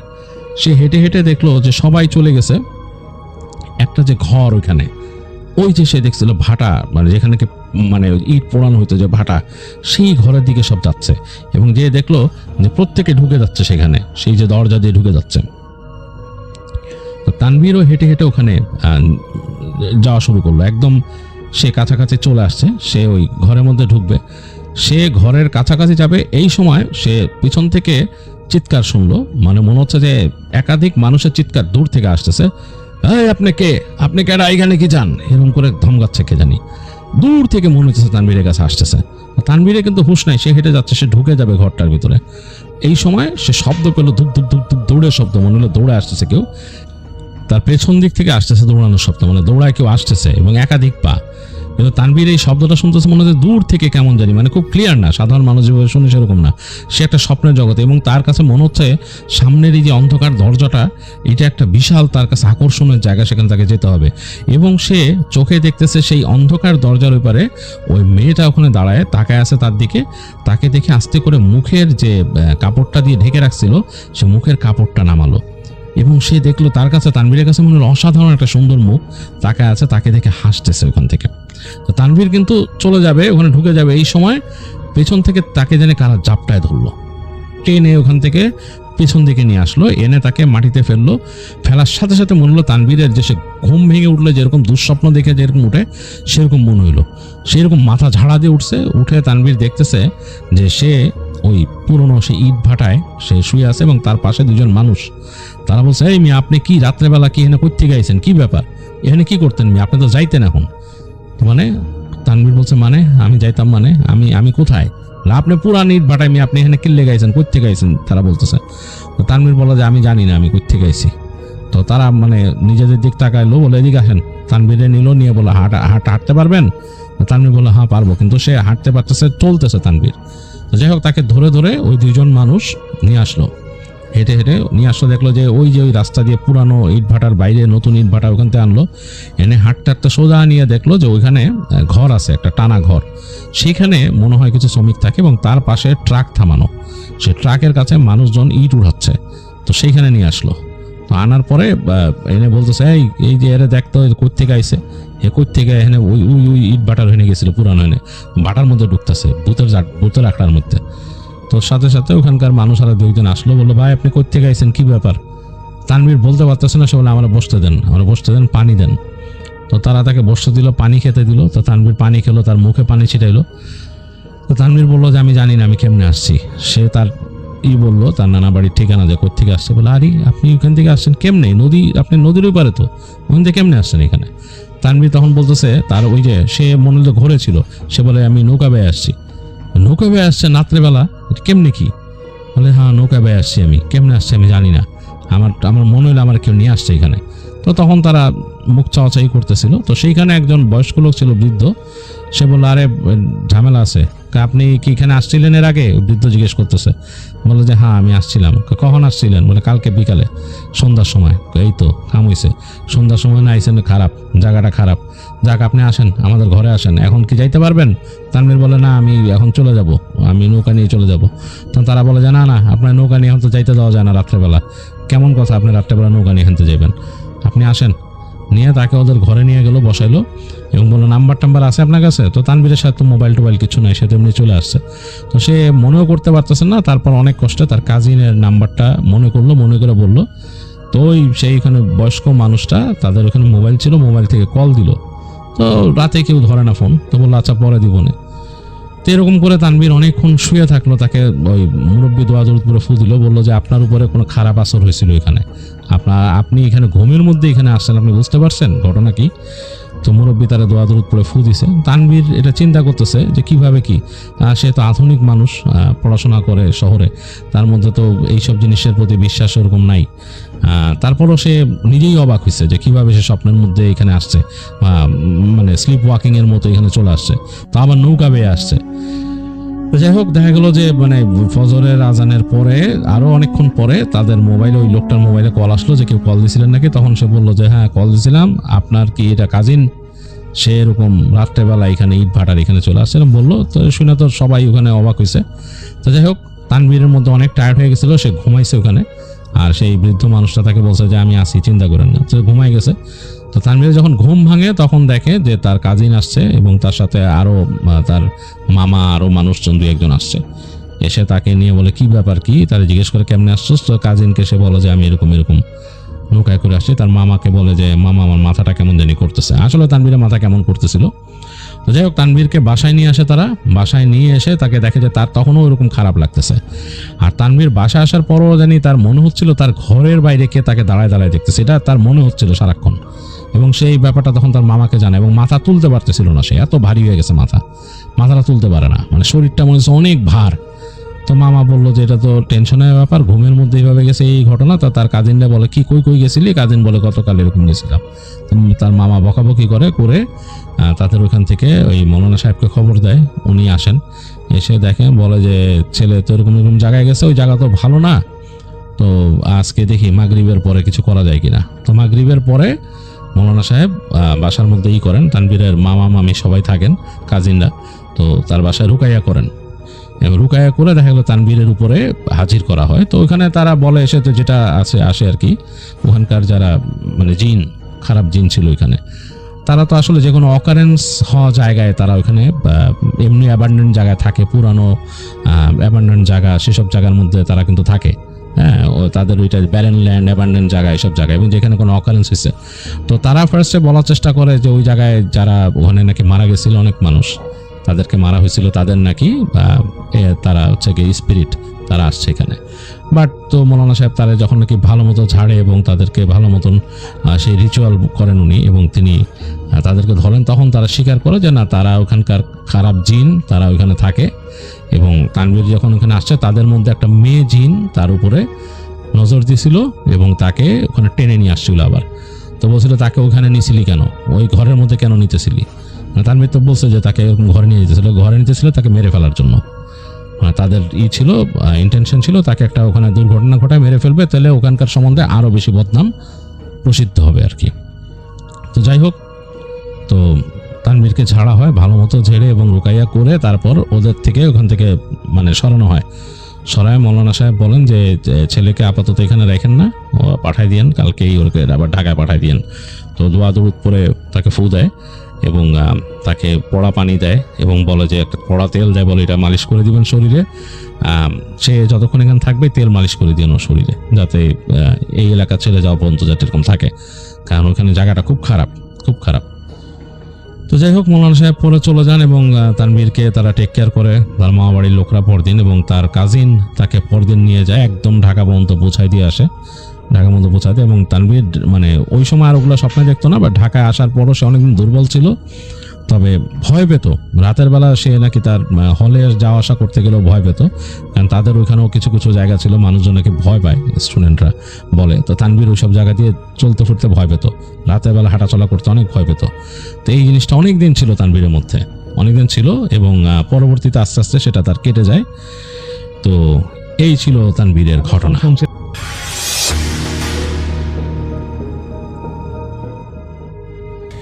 এই যে আব্দুল্লাহ আল আমিন ভাই, উনি যে ঘটনাটি পাঠিয়েছেন, এই ঘটনাটার যদি শুরু বলতে যাই তাহলে 2014 সালের নভেম্বরের শেষ দিকে বা ডিসেম্বরের শুরুর দিকে।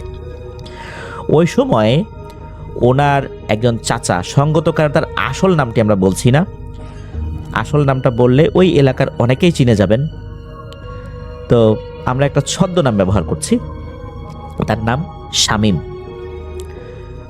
উনি ওই সময়ে সিটিসেল কোম্পানিতে চাকরি করতেন। সিটিসেল যে ফোন কোম্পানি, এটা সম্পর্কে তো আমরা অবগত আছি।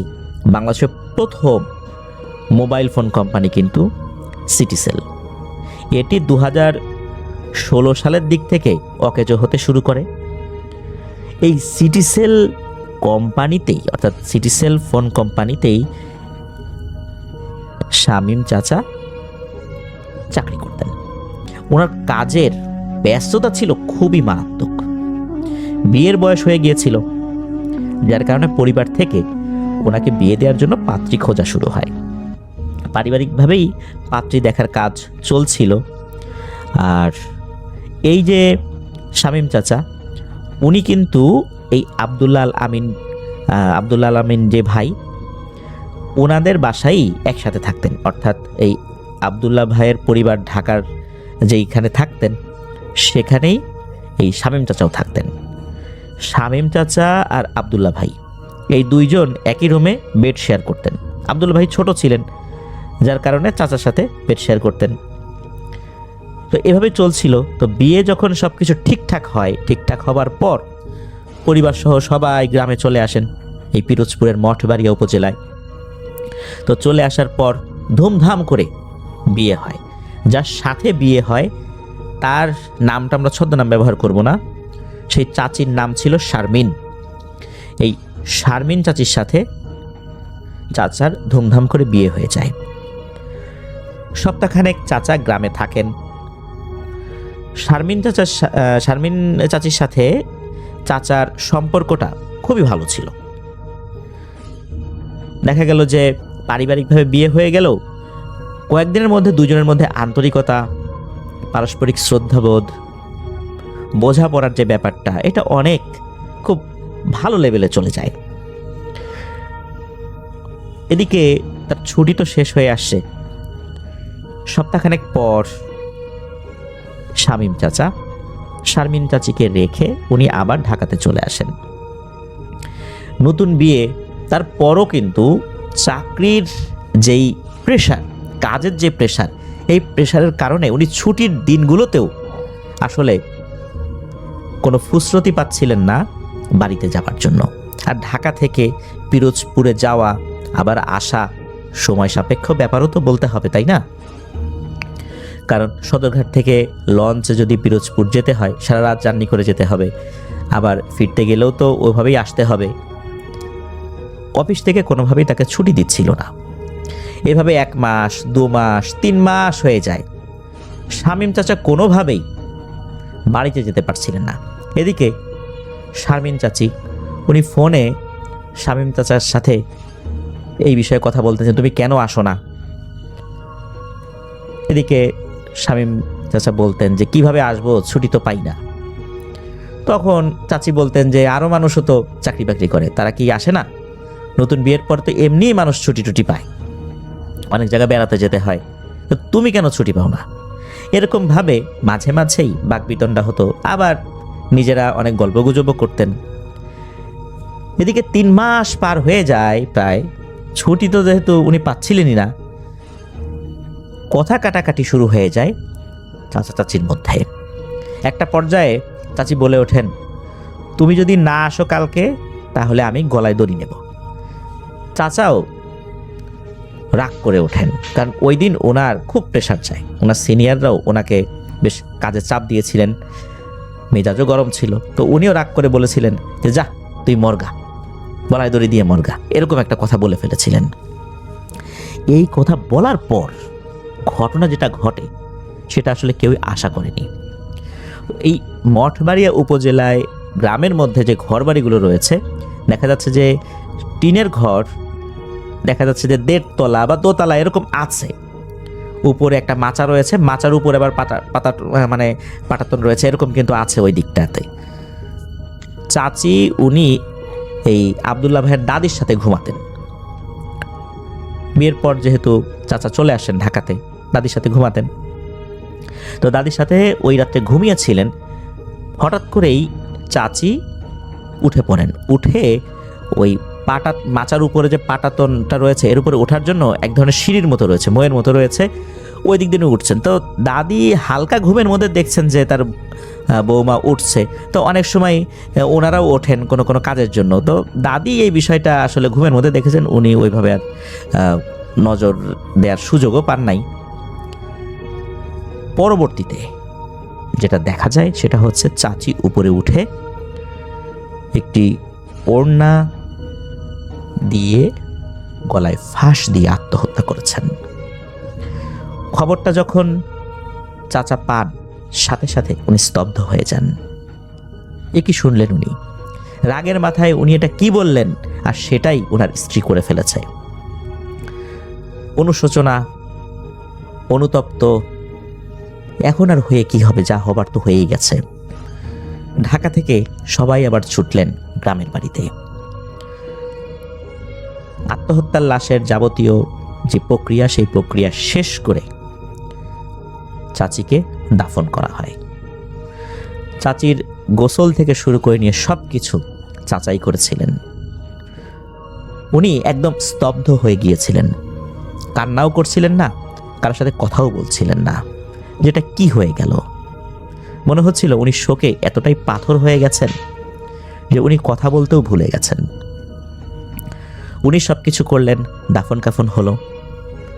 এরপর কয়েকদিনের ব্যবধানে আবার ঢাকাতে ওনারা চলে আসলেন। গ্রামে থাকলেই তো ওনার স্ত্রীর স্মৃতিগুলো ওনাকে খুব বেশি করে তাড়া করে ফিরবে। চাচি আত্মহত্যা করেছিলেন 2014 সালের 20 ফেব্রুয়ারি। 26 ফেব্রুয়ারি 2014-তে ঢাকায় চলে আসা হয়। চলে আসার কয়েকদিন পরের ঘটনা। এই কয়েকদিনের মধ্যে কিন্তু চাচা উনি অফিসে যান নাই। উনি চিন্তা করছিলেন যে কি এমন কাজ করলাম, কিসের এত ব্যস্ততা, যে ব্যস্ততার কারণে আমি আমার স্ত্রীকেও সময় দিতে পারলাম না। আমার স্ত্রী অভিমান করে আমাকে ছেড়ে চলেই গেল, সে মারা গেল, ঠিকই তো অফিস থেকে ছুটি দিয়ে দিল, বাড়িতে গেলাম। তাহলে অফিস করে হবেটা কি? যে চাকরিতে পরিবারকে সময় দেয়া যায় না, কি লাভ এই চাকরি করে? আমার স্ত্রী আমাকে ছেড়ে চলে গেল অভিমান করে। তো এইসব বিষয় নিয়ে উনি খুব চিন্তা করতেন। এই যে আব্দুল্লাহ ভাই, উনি তখন স্কুলে পড়তেন। উনি যেহেতু চাচার সাথে বেড শেয়ার করতেন, যার কারণে স্কুল থেকে ফিরে এসে ওনাকে তো ওনার রুমে যেতে হবে, ড্রেস চেঞ্জ করতে হবে। তো চাচা তো আর অফিসে যাচ্ছিলেন না, বাড়িতেই ছিলেন।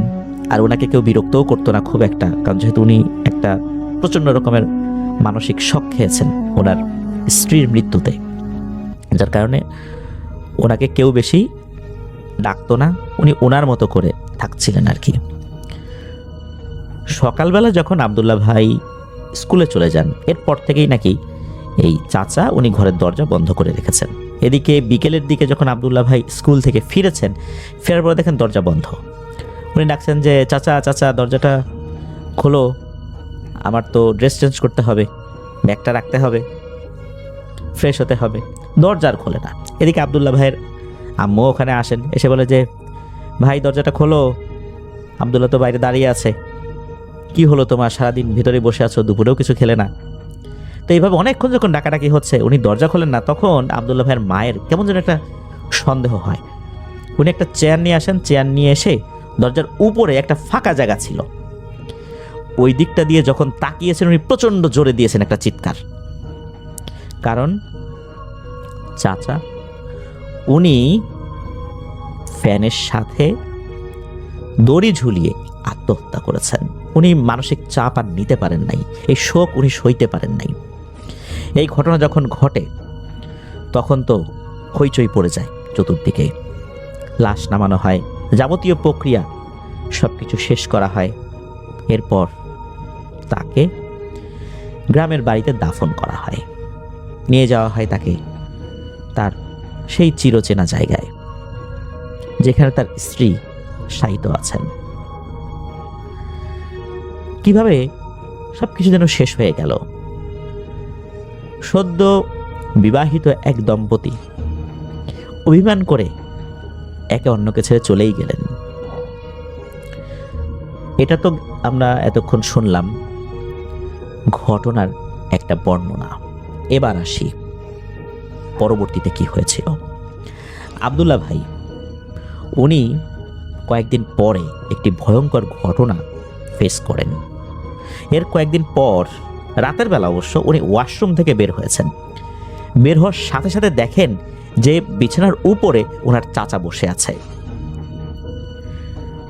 আর আব্দুল্লাহ ভাইয়ের দিকে তাকিয়ে হেসে দিয়েছে। হাসিটা ভয়ঙ্কর হাসি ছিল না, সাধারণ হাসি ছিল, যেই হাসিটা উনি সবসময় আব্দুল্লাহ ভাইয়ের দিকে তাকিয়ে দিতেন। এটা যখনই উনি দেখেছেন, উনি চিন্তা করেছেন যে হায় হায়, চাচা তো মারা গেছে, চাচা এখানে কিভাবে আসলো। প্রচণ্ড জোরে এক চিৎকার দিয়ে ওখানেই উনি সেন্সলেস হয়ে পড়ে যান। ওনার চিৎকার শুনে অন্য ঘর থেকে লোকজন চলে আসে, তার মা চলে আসে, বাবা চলে আসে, তার বোন চলে আসে। এসে দেখে এই অবস্থা, তার জ্ঞান ফেরানো হয়। জ্ঞান ফেরানোর পর জিজ্ঞেস করা হয়েছে যে কি হয়েছে, উনি তো সব ঘটনা খুলে বলেন। সবাই চিন্তা করেছে যে এইটা একটা মানসিক সমস্যা হয়েছে, হ্যালুসিনেশন হয়েছে, হতেই পারে। একই রুমে বেড শেয়ার করতেন আব্দুল্লাহ ভাই আর চাচা, এত ক্লোজ ছিলেন দুজন। একজনের মৃত্যুতে আরেকজনের হ্যালুসিনেশন হওয়াটা তো অস্বাভাবিক কিছু না। একজন মানসিক রোগের ডাক্তারও দেখানো হয়, ওষুধ দেওয়া হয়, তো এটা তো করা হলো। এর কয়েকদিন পর ঘটে আর একটা ঘটনা, সেটা হচ্ছে ওই বিল্ডিংয়ের ছাদে যে পানির ট্যাঙ্ক রয়েছে সেটায় পানি কতটুকু আছে কি না আছে মাঝে মাঝে এটা একটু চেক করতে হতো। অনেক সময় পানির ট্যাঙ্কে দেখা গেল যে পানি তোলা হয়েছে, কিন্তু অল্প সময়ের মধ্যে দেখা যাচ্ছে যে পানি নাই, কোনো সমস্যা হলো কিনা উপরে। তো এরকম একটা সমস্যা হয়, তখন ওই বিল্ডিংয়ের যিনি কেয়ারটেকার উনি ছাদে উঠেছেন। ছাদে ওঠার পর উনি প্রচণ্ড জোরে একটা চিৎকার দিয়েছেন। এই চিৎকার তো অনেকেই শুনেছেন, তারা তো উপরে ওঠা শুরু করেছেন। উপরে উঠে দেখা গেল যে ওই কেয়ারটেকার অজ্ঞান হয়ে পড়ে আছে, তার জ্ঞান ফেরানো হলো। তো উনি বললেন উনি যখন ছাদে উঠেছেন ওই উপরের দিকে যাবেন, কারণ বিল্ডিংয়ের ছাদে যে পানির ট্যাঙ্কটা থাকে এটার যেই অংশটা এটাও কিন্তু ছাদ থেকে আরেকটু উঁচু করে করা হয়, সেখানে ওঠার জন্য আবার একটা লোহার সিঁড়ি বা এরকম কোনো কিছু করা হয়। ওই দিক দিয়ে যখন উনি উপরটায় উঠেছেন ওখানে দেখেন একজন লোক বসা, আর এই লোকটা আর কেউ না, এটা আব্দুল্লাহ ভাইয়ের চাচা। এটা দেখার সাথে সাথে তো উনি ওইখানে চিৎকার দিয়ে অজ্ঞান হয়ে পড়ে গেছেন। লোকজন তাকে ধরাধরি করে নিয়ে আসে। তখন এই আব্দুল্লাহ ভাইয়ের পরিবার বিশ্বাস করতে শুরু করেন যে হ্যালুসিনেশন হলে তাহলে তো এই আব্দুল্লাহ ভাইয়ের হয়েছে, যেহেতু ওনারা একই সাথে ঘুমাতেন, তাহলে এই কেয়ারটেকারের হ্যালুসিনেশন কিভাবে হলো? সে তো আর এই চাচার কথা চিন্তা ভাবনা করে নাই। এরপর পাশের একটি মসজিদের নাম হলো বাইতুস সুজুদ, সেই মসজিদের একজন বয়স্ক ইমামকে ডেকে নিয়ে আসা হয়। উনি খুব রিনাউন্ড একজন ইমাম ছিলেন। ওনার নামটা অবশ্য আব্দুল্লাহ ভাই বলতে পারেন নাই, ভুলে গিয়েছেন। তাকে নিয়ে আসা হয়। উনি যখন এসেছেন, আসার পর উনি সব কিছু শুনলেন, বুঝলেন। এরপর উনি বললেন যে এটা নিয়ে আল্লাহর রহমতে চিন্তার কিছু নাই, এটা ঠিক হয়ে যাবে। মাঝে মাঝে কিছু একটা সমস্যা হতে পারে, তবে এটাতে কোনো ক্ষতির সম্ভাবনা আমি দেখছি না। এটা মূলত এই যে চাচার যে কারিন জিন, এই কারিন জিনটা এই কাজটি করছে, তবে সে কোনো ক্ষতি করবে না, সে একা একাই একটা সময় চলে যাবে। তাকে তাড়ানোর জন্য বিশেষ কোনো পদ্ধতি অবলম্বনের প্রয়োজন নেই। এখানে এমন না যে অপমৃত্যু হয়েছে, কোনো ভয়ঙ্কর জিন এখানে সে আস্তানা গাড়ছে, এখানে জাদুবিদ্যার প্র্যাকটিস করবে, এই ফ্ল্যাটটাকে পরিত্যক্ত করবে, বিষয়টা এরকম না। হুজুর এরকমটাই জানান যে ভয়ের কিছু নাই, আর চাচার জন্য দোয়া সাদাকা এগুলো করতে বলেন। তো এরপরে কেটে যায় অনেকগুলো দিনের মধ্যে আল্লাহর রহমতে কোনো সমস্যা হয়নি। আব্দুল্লাহ ভাই ক্লাস 7-এ যখন উঠেছেন তখন একটা ক্লাস পার্টির আয়োজন করা হয়েছিল স্কুলে। ক্লাস পার্টিটা বিকালের দিকে হবে, সন্ধ্যার পরপরই সেটা শেষ হয়ে যাবে। আর যাদের বাড়ি দূরে, স্কুলের যে গাড়িটা রয়েছে সেই গাড়িতে সবাইকে কিছু কিছু জায়গায় ড্রপ করে দিয়ে আসা হবে, মানে মেইন রাস্তার পাশে আর কি, ওখান থেকে যাতে হেঁটে চলে যাওয়া যায়। তা আব্দুল্লাহ ভাই তো গিয়েছেন, ক্লাস পার্টি হয়েছে। হওয়ার পর স্কুল কর্তৃপক্ষ স্কুলের গাড়িতে স্টুডেন্টদেরকে ড্রপ করছে। তো ওনাকে একটা জায়গায় ড্রপ করা হয়। তো ওনাকে যেই জায়গাটা ড্রপ করা হয় রাস্তার উল্টা পাশে, মানে ওনার বাড়ি যেই পাশে, মানে ওনাদের যেই থাকার জায়গা যেখানে, তার উল্টো পাশে যেখানে ড্রপ করা হয়, তো রাস্তা পার হয়ে তার বাসায় আসতে গেলে একটা অন্ধকারাচ্ছন্ন জায়গা দিয়ে আসতে হবে আর কি, মানে জায়গাটার ধরনই ওই রকম। তো যখন উনি আসছিলেন হঠাৎ করে পেছনে ধূপ ধূপ ধূপ এরকম একটা ভারী পায়ের আওয়াজ শোনা যাচ্ছে। উনি পেছন দিকে তাকালেন, তাকিয়ে দেখলেন একটা কালো ধোয়ার কুণ্ডুলির মতো কিছু একটা। এটা যে কি এটা বোঝা যাচ্ছে না, তবে কোনো একটা ধোয়ার কুণ্ডুলির মতো একটা অবয়ব ওখানে দেখা যাচ্ছে। এটা দেখার সাথে সাথে উনি দ্রুত সামনের দিকে আগাতে থাকেন। মনে মনে যা দোয়া দুরুদ জানেন সেটা পড়ছিলেন উনি হাঁটছেন, পেছন থেকে কিন্তু ওই শব্দ হচ্ছেই। উনি হাঁটার গতি বাড়িয়ে দেন। হঠাৎ করে দেখেন যে ওনার সামনে একটা গাছ, আর ওই গাছের গোড়ায় হেলান দিয়ে দাঁড়িয়ে আছেন ওনার চাচা। চাচার চাহনি একদম স্বাভাবিক। চাচাকে তখন দেখে ওনার কাছে কিন্তু একবারও মনে হয়নি যে চাচা মারা গেছেন। উনি ভুলেই গেছেন যে চাচা মারা গেছেন। চাচাকে দেখে উনি সাহস ফেরত পান। উনি বলেন, চাচা তুমি এসছো, ভালোই হয়েছে, আমি ভয় পাচ্ছি পিছনে কি যেন। তখন চাচা কোনো কথা না বলে হেঁটে হেঁটে আবদুল্লাহ ভাইয়ের পেছন দিকে চলে যান। তো আবদুল্লাহ ভাই সামনের দিকে হাঁটছেন। আবদুল্লাহ ভাই বুঝতে পারছেন যে চাচা ওনার পেছনে আসছেন। চাচা যখন পেছনে চলে আসছেন তখন ওই যে ধূপ ধূপ শব্দ যেটা, ওটা মিলিয়ে গেছে। আবদুল্লাহ ভাই রাস্তা ক্রস করে বাসায় চলে আসছেন। বাসার গেটের কাছে এসে পেছন দিকে তাকিয়েছেন, তখনও দেখছেন যে চাচা দাঁড়িয়ে আছেন।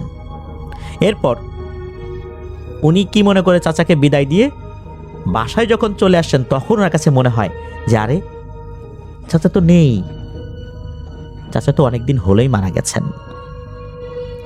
আর চাচা মারা গেছেন, তাহলে কেন এভাবে আমি তাকে দেখলাম, কেন আমি তাকে দেখে ভয় পেলাম না?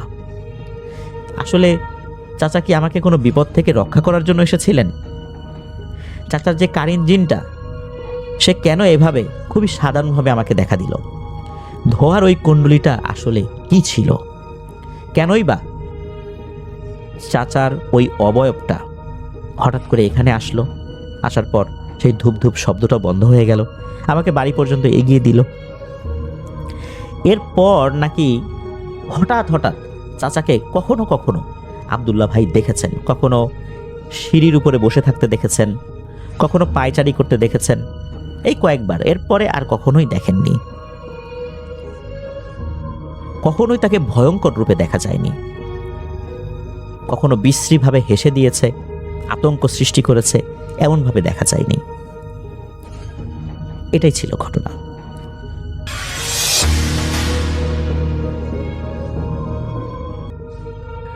এই ঘটনাটা তার নিজের সাথেই ঘটে যায় 2013 সালের অক্টোবর অথবা নভেম্বরের দিকে।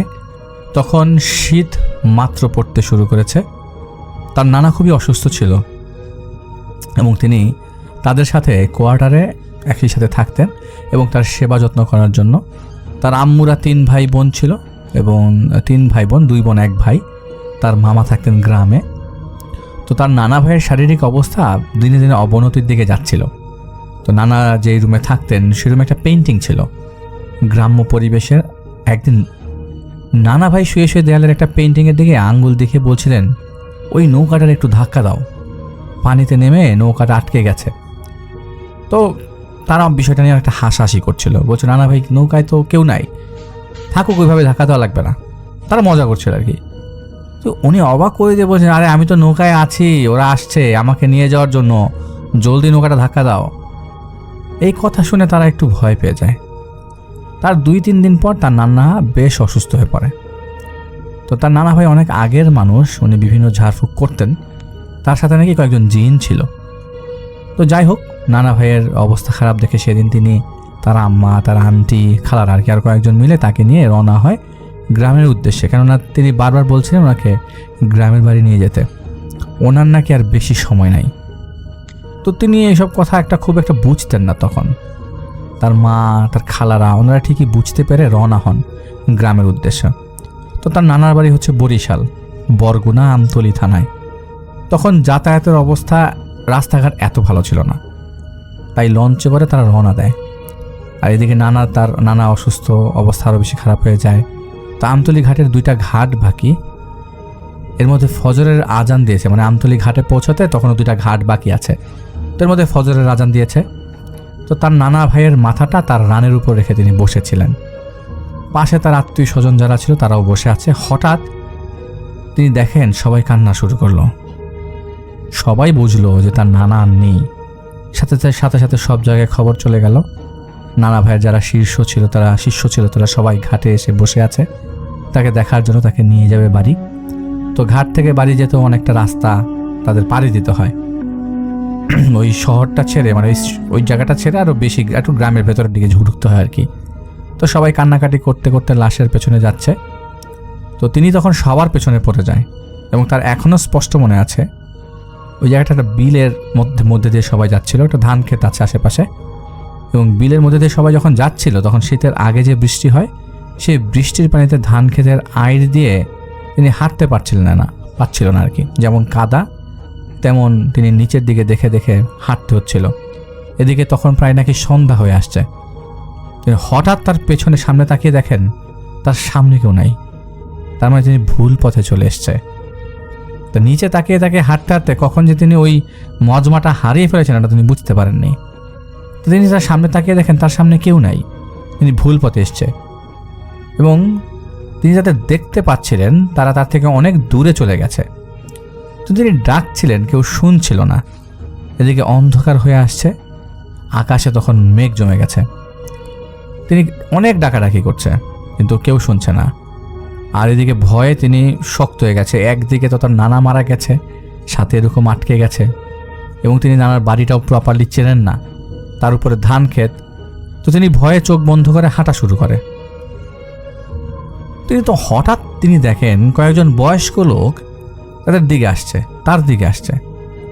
এসে তার সামনে এসে বলছে, বাবা তুমি এখানে কি করছো, কোন বাড়ি আসছো, কোন গ্রামে?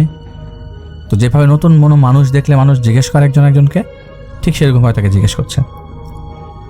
তো সবাই জিজ্ঞাসা করে কার বাড়ি আসছে জিজ্ঞেস করছে ওনাকে, কই থাকেন তিনি, তারাও তাকে সেম প্রশ্ন জিজ্ঞেস করছে। তো তিনি তখন তার নানার নাম বললে, জয়নাল হাওলাদার, তার নানা, উনি মারা গেছেন।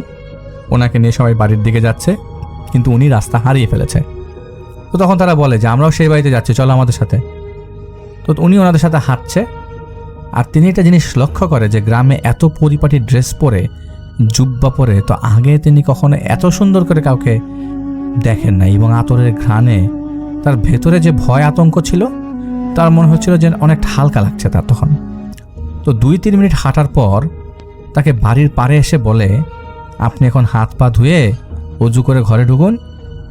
তো তিনি যখন তাদেরকে জিজ্ঞাসা করলেন, আপনারা কি হন নানা ভাইয়ের, আগে তো কখনো আপনাদের দেখি নাই।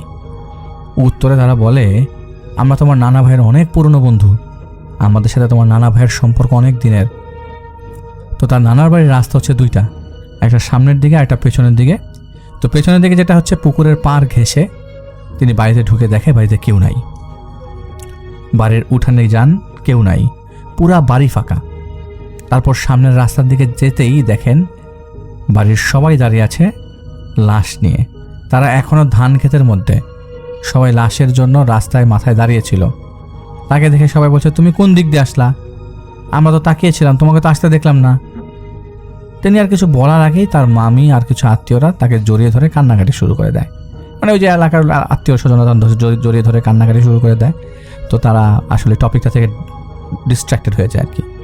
তো তিনিও সব ভুলে লাশ গোসলের পরে কবরের জন্য যাবতীয় সকল কাজ শেষ করে জানাজার জন্য রেডি হয়ে আসেন। জানাজার সময় তার নাকে সেই আতরের ঘ্রাণটা, যে আতরের ঘ্রাণটা যে লোকগুলো ছিল সেগুলো খুব তীব্রভাবে তিনি পাচ্ছিলেন। তিনি তো ভাবছিলেন নানার সেই পুরনো বন্ধুরা জানাজায় আসছে।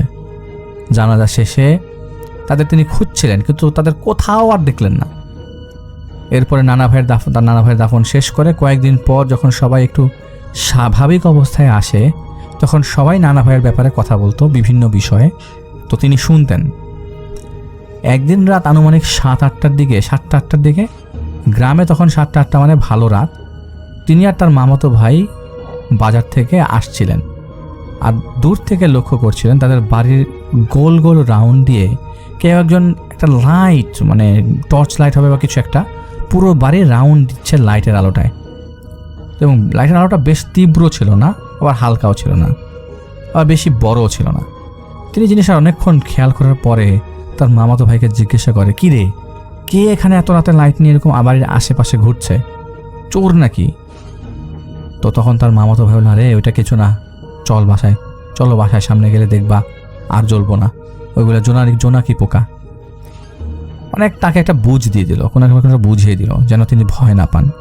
কিন্তু তার মনে সন্দেহ হলো, জোনাকি পোকার আলো তো এত দূর থেকে এভাবে দেখা যাবে না, আর দেখা গেলে এই পোকা কেন বারবার বাড়ির চারপাশে ঘুরপাক খাবে।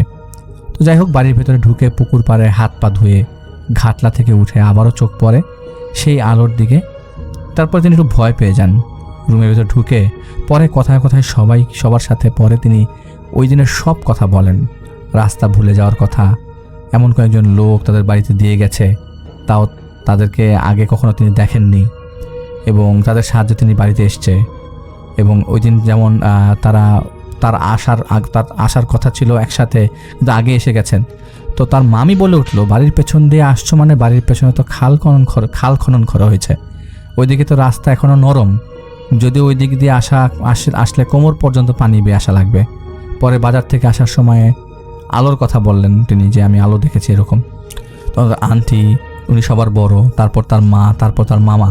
তো আন্টি বলছে যে শোনো, ভয়ের কিছু নাই, তোমার নানা ভাই, ওনার সাথে উনি কিছু জিন তোমার থাকতেন, তার সাথে ওনারা রাতে বাড়ির চারিপাশে ঘুরে পাহারা দেয়, আর তুমি যাদের দেখেছো তারাই হয়তো তোমার নানা ভাইয়ের সেই জিনরা। তুমি যেহেতু রাস্তা ভুলে গেছিলে, তোমাকে বাড়িতে দিয়ে গেছে, ভয়ের কিছু নাই, ভয় পেও না। এই বাড়িতে ভালো জিনদের পাহারা আছে, তোমার নানা ভাই ওনাদের দিয়ে পুরো বাড়ি পাহারায় রাখতেন। আগে আমরা যখন ছোট ছিলাম তখন তোমার নানা ভাই বিভিন্ন জায়গায় যেত ঝাড়ফুঁক করার জন্য, বাসায় আস্তে আস্তে অনেক রাত হয়ে যেত এবং খারাপ জিনরা বাড়ির মধ্যে বেশ জ্বালাতন করতেন। তো এমন একদিন আছে যে তোমার নানা কাজ শেষ করে 11টা-12টার দিকে বাড়িতে আসছিল, তো বাড়ির মধ্যে একটা তাল গাছ ছিল আর একটা ডাব গাছ ছিল পাশাপাশি, ওই দুইটার মাঝখান দিয়ে পুকুরে যাওয়া লাগে। তো তার খালা বলছে যে তোমার নানা ভাইয়ের গলার আওয়াজ শুনতে পাইয়া আমি দোতলা রুমে ঘুমাইতাম, তো জানলা দিয়ে দেখি আমার রূপ নিয়ে একজন তাল গাছে এক পা আর ডাব গাছে আরেক পা দিয়ে বাবারে, মানে তোমার নানা ভাইরে বলতেছে যে আমার নিচ দিয়া যা। আমি তো সরমু না, এগুলো দেখে আমি ভয়ে জানা লাগিয়ে দিয়ে শুয়ে পড়েছিলাম। তোমার নানা ভাই পরে ঘরে ঢুকলে বললাম, বাবা কি দেখলাম, কি ছিল ওইটা? ডাব গাছ তাল গাছের মধ্যে পা দিয়ে রাখছে। তো পরে এটা বাবাই বললো যে যা দেখছো ওদের বইলো না, পরে ওরা ভয় পাবে, কাল বাড়ি বন্ধ করে দিব, তারপর থেকে দেখবা যার কোনো সমস্যা নেই। তো এরকম নাকি বহু জিনিস, তারা আরও অনেক কিছু দেখেছে। সারা বাড়ির দিকে একটা আলো মিটমিট করে জ্বলতো আর ঘুরতো, তাদের বাড়িতে এরকম একটা আলো সারা দিন, মানে রাতের বেলা ঘুরতো, মিটমিট করে জ্বলতো আর ঘুরতো, সেটাই তিনি দেখেছেন। তো এইটা তার নানার বাড়ি কেন্দ্রিক একটি ঘটনা, তার নানা মারা যাওয়ার সময়কার একটি ঘটনা, এবং বেশ ভালো লেগেছে ভাই আপনার ঘটনাটা।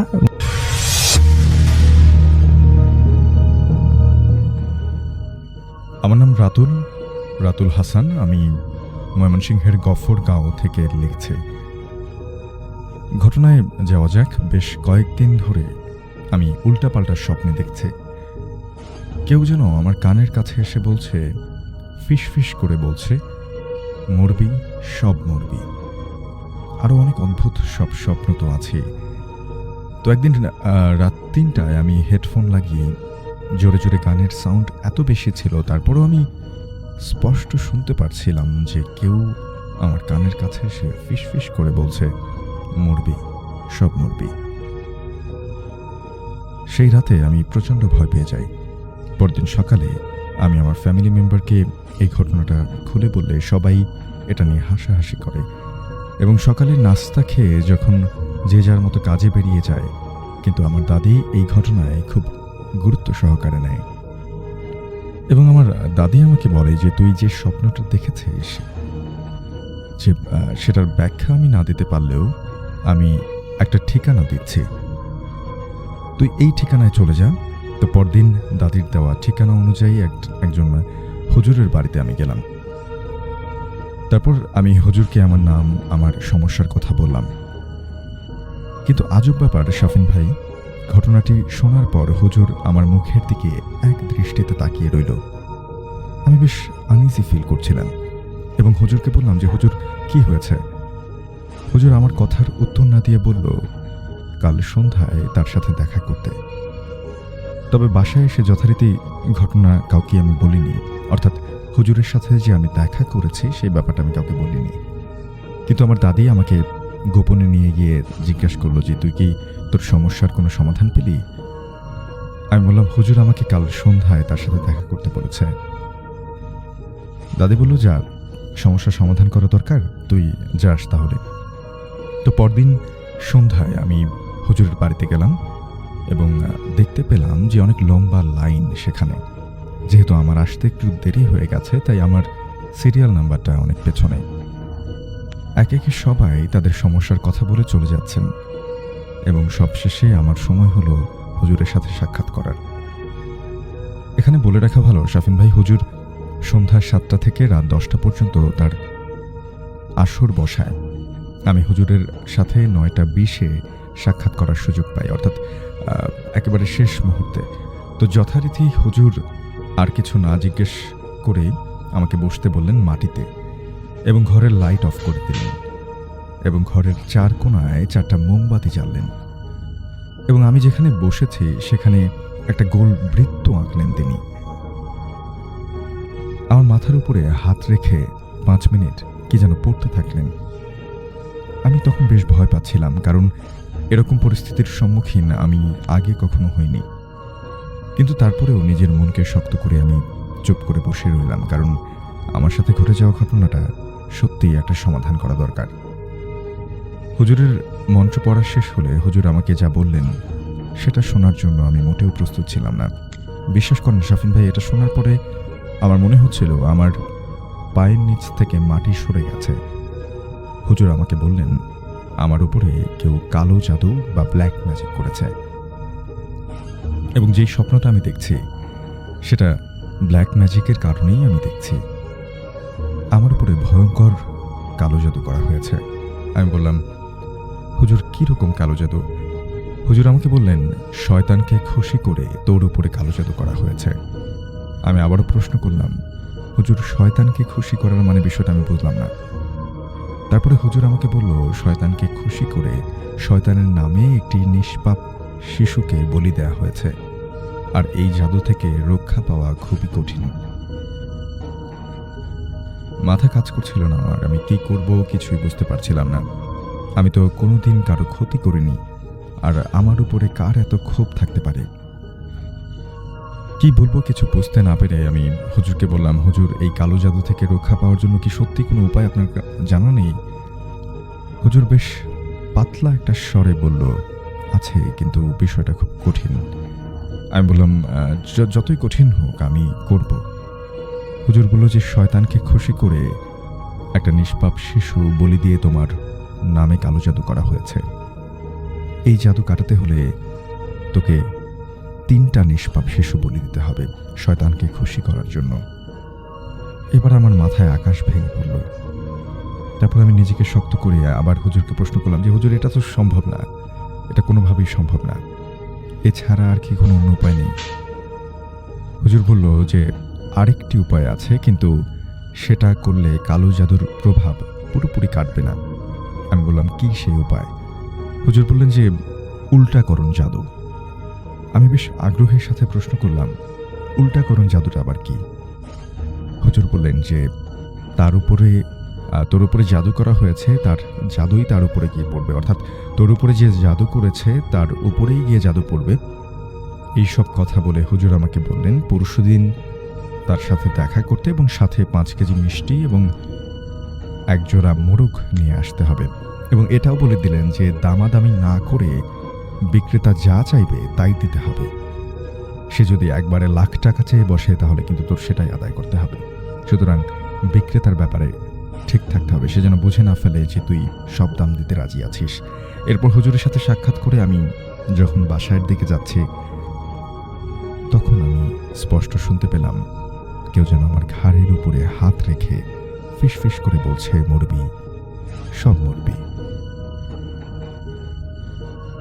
কিচ্ছু করতে পারবে না তোদের এই হুজুর। আমি এবার প্রচন্ড রকম ভয় পেয়ে যাই এবং আমি দৌড়ে বাসার দিকে চলে যাই।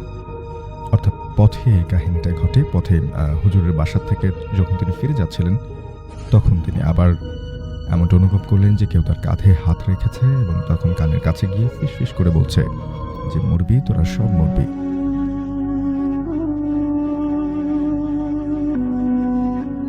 এরপরে তিনি দৌড়ে বাড়ি ফিরে গেলেন। বাড়ি ফিরে আমি বাসার সবাইকে ঘটনাটা একেবারে সম্পূর্ণ বলি, কারণ তখন আমার খুব অসহায় লাগছিল নিজেকে। প্রথমে কেউ আমার কথা বিশ্বাস করতে না চাইলেও আমার দাদির কথায় আমার বাবা আমার কথাটা একটু বিশ্বাস করেন এবং আমাকে বলেন যে ঠিক আছে, তোর সঙ্গে আমি পরশুদিন ওই হুজুরের কাছে যাব। তো আমি হুজুরের কথা মতন 5 কেজি মিষ্টি আর 1 জোড়া মোরগ একদমে কিনলাম। পরশুদিন আমি আর আমার বাবা আমরা 2 জন মিলে হুজুরের সাথে সাক্ষাৎ করতে গেলাম হাদিয়া সাথে নিয়ে। কিন্তু গিয়ে একদম অবাক হয়ে গেলাম।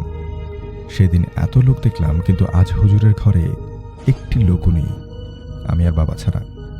আমি হুজুরকে কৌতূহলী বসে প্রশ্ন করলাম যে হুজুর, আজ আপনার ঘর এত ফাঁকা কেন? হুজুর বললেন যে শনিবার এবং মঙ্গলবার আমি রোগী দেখি না, আজ তোর সমস্যার সমাধান করব, এই জন্যই তোকে আজ ডাক দিলাম। এরপর আমার বাবা হুজুরকে প্রশ্ন করলেন যে আপনি এসব কি শুরু করেছেন আমার ছেলের সাথে। এরপর হুজুর আমার বাবার নাম ধরে ডাকলেন এবং আশ্চর্যজনক ব্যাপার, হুজুর আমার বাবার নাম জানলো কি করে। এরপরে বাবা চুপ করে বসলেন, কারণ তিনিও ভয় পেয়ে গেছেন। এরপর হঠাৎ করে কোত্থেকে যেন দুইজন লোক এসে হুজুরের সাথে দাঁড়ালো। বাবা জিজ্ঞাসা করলেন যে এরা কারা। হুজুর বলল, আজকে এই দুইজন আমাকে সাহায্য করবে। এরপর হুজুর আমার কাছে সেই হাদিয়া এবং সেই জিনিসগুলো দুটো চায়, অর্থাৎ মিষ্টি এবং মোরগ একজোড়া। এরপর যথারীতি হুজুর রুমের সব লাইট অফ করে দেয় এবং ঘরের 4 কোণে 4টা মোমবাতি জ্বালায় এবং গোল করে বৃত্তের মতো করে আমাকে বসতে বলেন।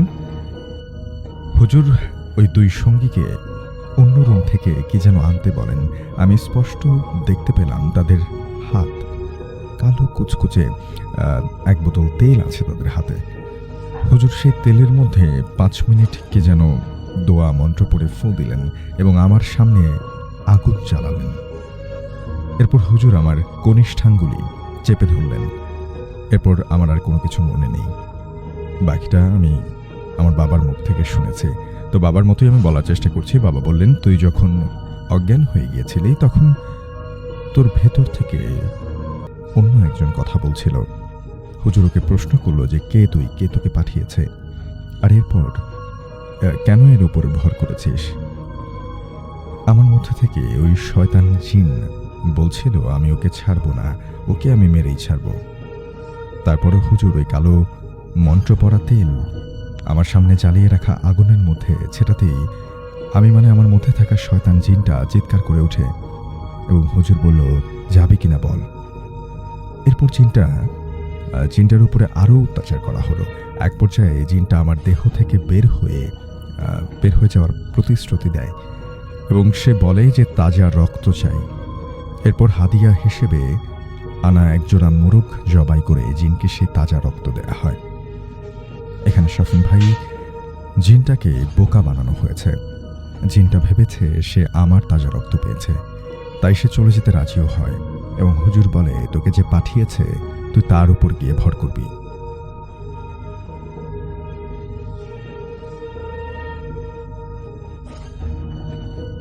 শফিন ভাই, জিন দ্বারা আমাকে কালো জাদু করা হয়েছিল এবং এই উল্টিকরণ জাদুর মাধ্যমে ওই জিন দ্বারাই ওই ব্যক্তির উপরে জাদু করা হয়েছে যে আমার উপরে করেছিল। যেহেতু শফিন ভাই জাদুটা রক্ত দিয়ে করা হয়েছিল, তাই রক্তের বিনিময়ে রক্ত দিয়েই জাদুটা উল্টাকরণ করা হয়েছে এবং ওই ব্যক্তির উপর এই কালো জাদুর প্রভাব গিয়ে পড়েছে। সে এখন চাইলেও এই জাদু আর উল্টাতে পারবে না। এই জাদু শেষ করতে হলে 3টা নিষ্পাপ শিশু বলি দিতে হবে শয়তানকে খুশি করার জন্য। হুজুর আমাকে 2টা তাবিজ দেন এবং বলেন যে সব সময় পরে রাখতে সেই তাবিজগুলো। ওই মন্ত্র পড়া কালো তেলটা তিনি আমাকে দেন এবং বলেন প্রতিদিন গোসলের আগে মাখতে। এবং বাবা হুজুরকে তখন জিজ্ঞাসা করেন যে হুজুর, উল্টাকরণ জাদু কি সম্পন্ন হয়েছে? হুজুর বললেন যে হ্যাঁ, এখন তোর ছেলে বিপদমুক্ত। তারপর বাবা আমাকে নিয়ে খুব দ্রুত রিকশায় নিয়ে বাসায় ফিরে আসেন, কারণ তখনও কিন্তু আমি অজ্ঞান ছিলাম এবং বাবা প্রচণ্ড রকম ভয় পেয়েছিলেন। বাসায় এসে বাবা সবাইকে ঘটনা খুলে বলেন। এরপরে শাফিন ভাই, আল্লাহর রহমতে আর কোনো সমস্যা হয়নি। আমি এখনও ওই তাবিজ 2টো পরে থাকি।